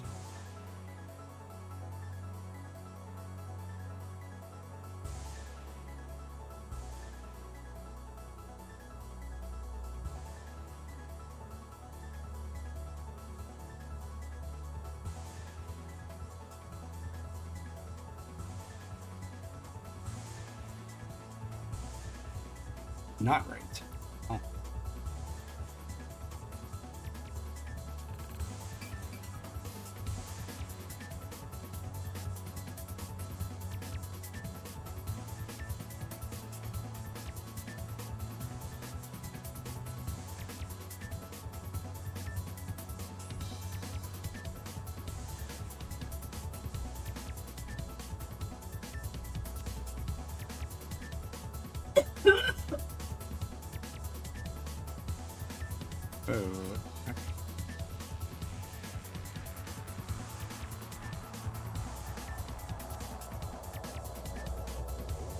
Oh no, so it's selecting 2, but it's not selecting 3.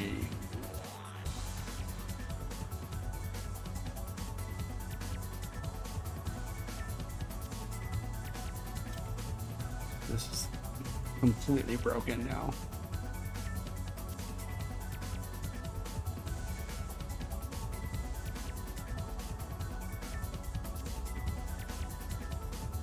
I'm curious why it's not selecting elevation 3.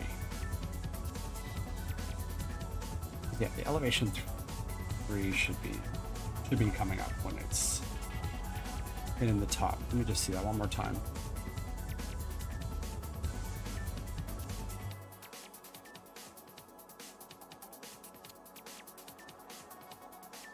This might just be a bit of offline work to figure this out. Yeah, because then it gets clamped there. So what is it actually? What am I doing? Asset.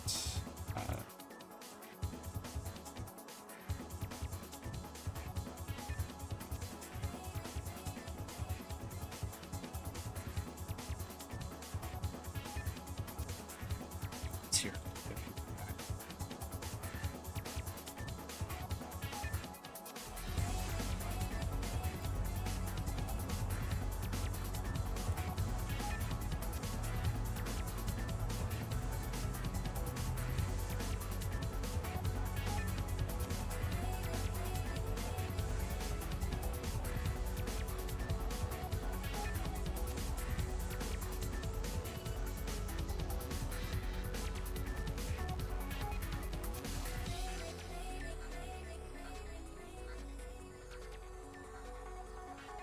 What? The top of the normalized range, so why is it?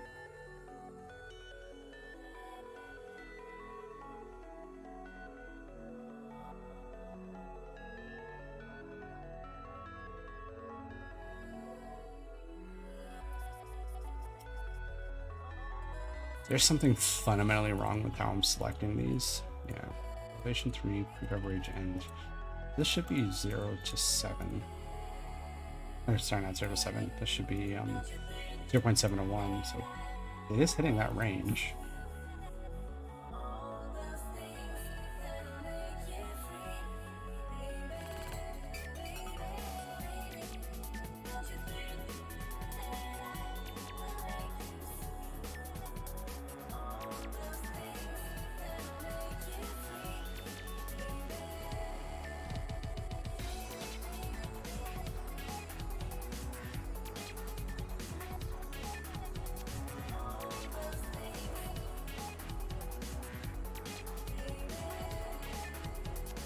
Yeah, I think I'm going to come back to this after a break, but I'm nearing the end of my day. So I'm probably gonna call it a stream. Thank you for that help on the elevation tool. Just getting the directionality the way I wanted. It's working. I just need to go through and throw out everything I had and just get it, make sure all the positions are right. There's a bunch of old, like, incorrect offsets that I'm trying to use here, and it's just messing everything up. But this was the big thing I wanted today, was this connection between the elevation of the ground and being able to do that, basically. I need to just go back to the stuff I wrote a few days ago and update it, but this is cool. I like this. This is what I wanted.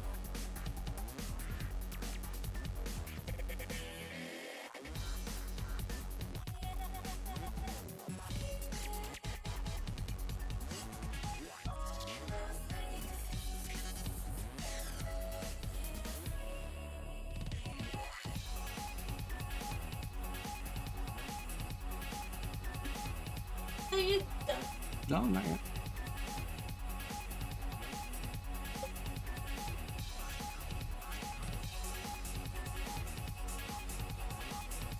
Yeah, so if you've just been watching me struggle for the last little while, wondering what the hell I'm doing, I am working on this game, Dystopika.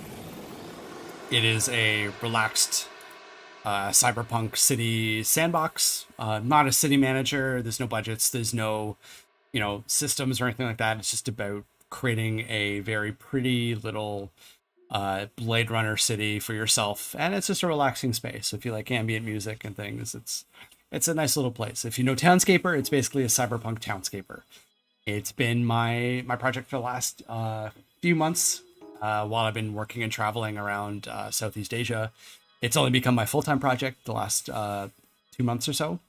Just trying to wrap it up and get a demo together for the upcoming Steam Next Fest, which is coming up in February. So yeah, excited to have the playable for then, and gearing up for a release in 2024.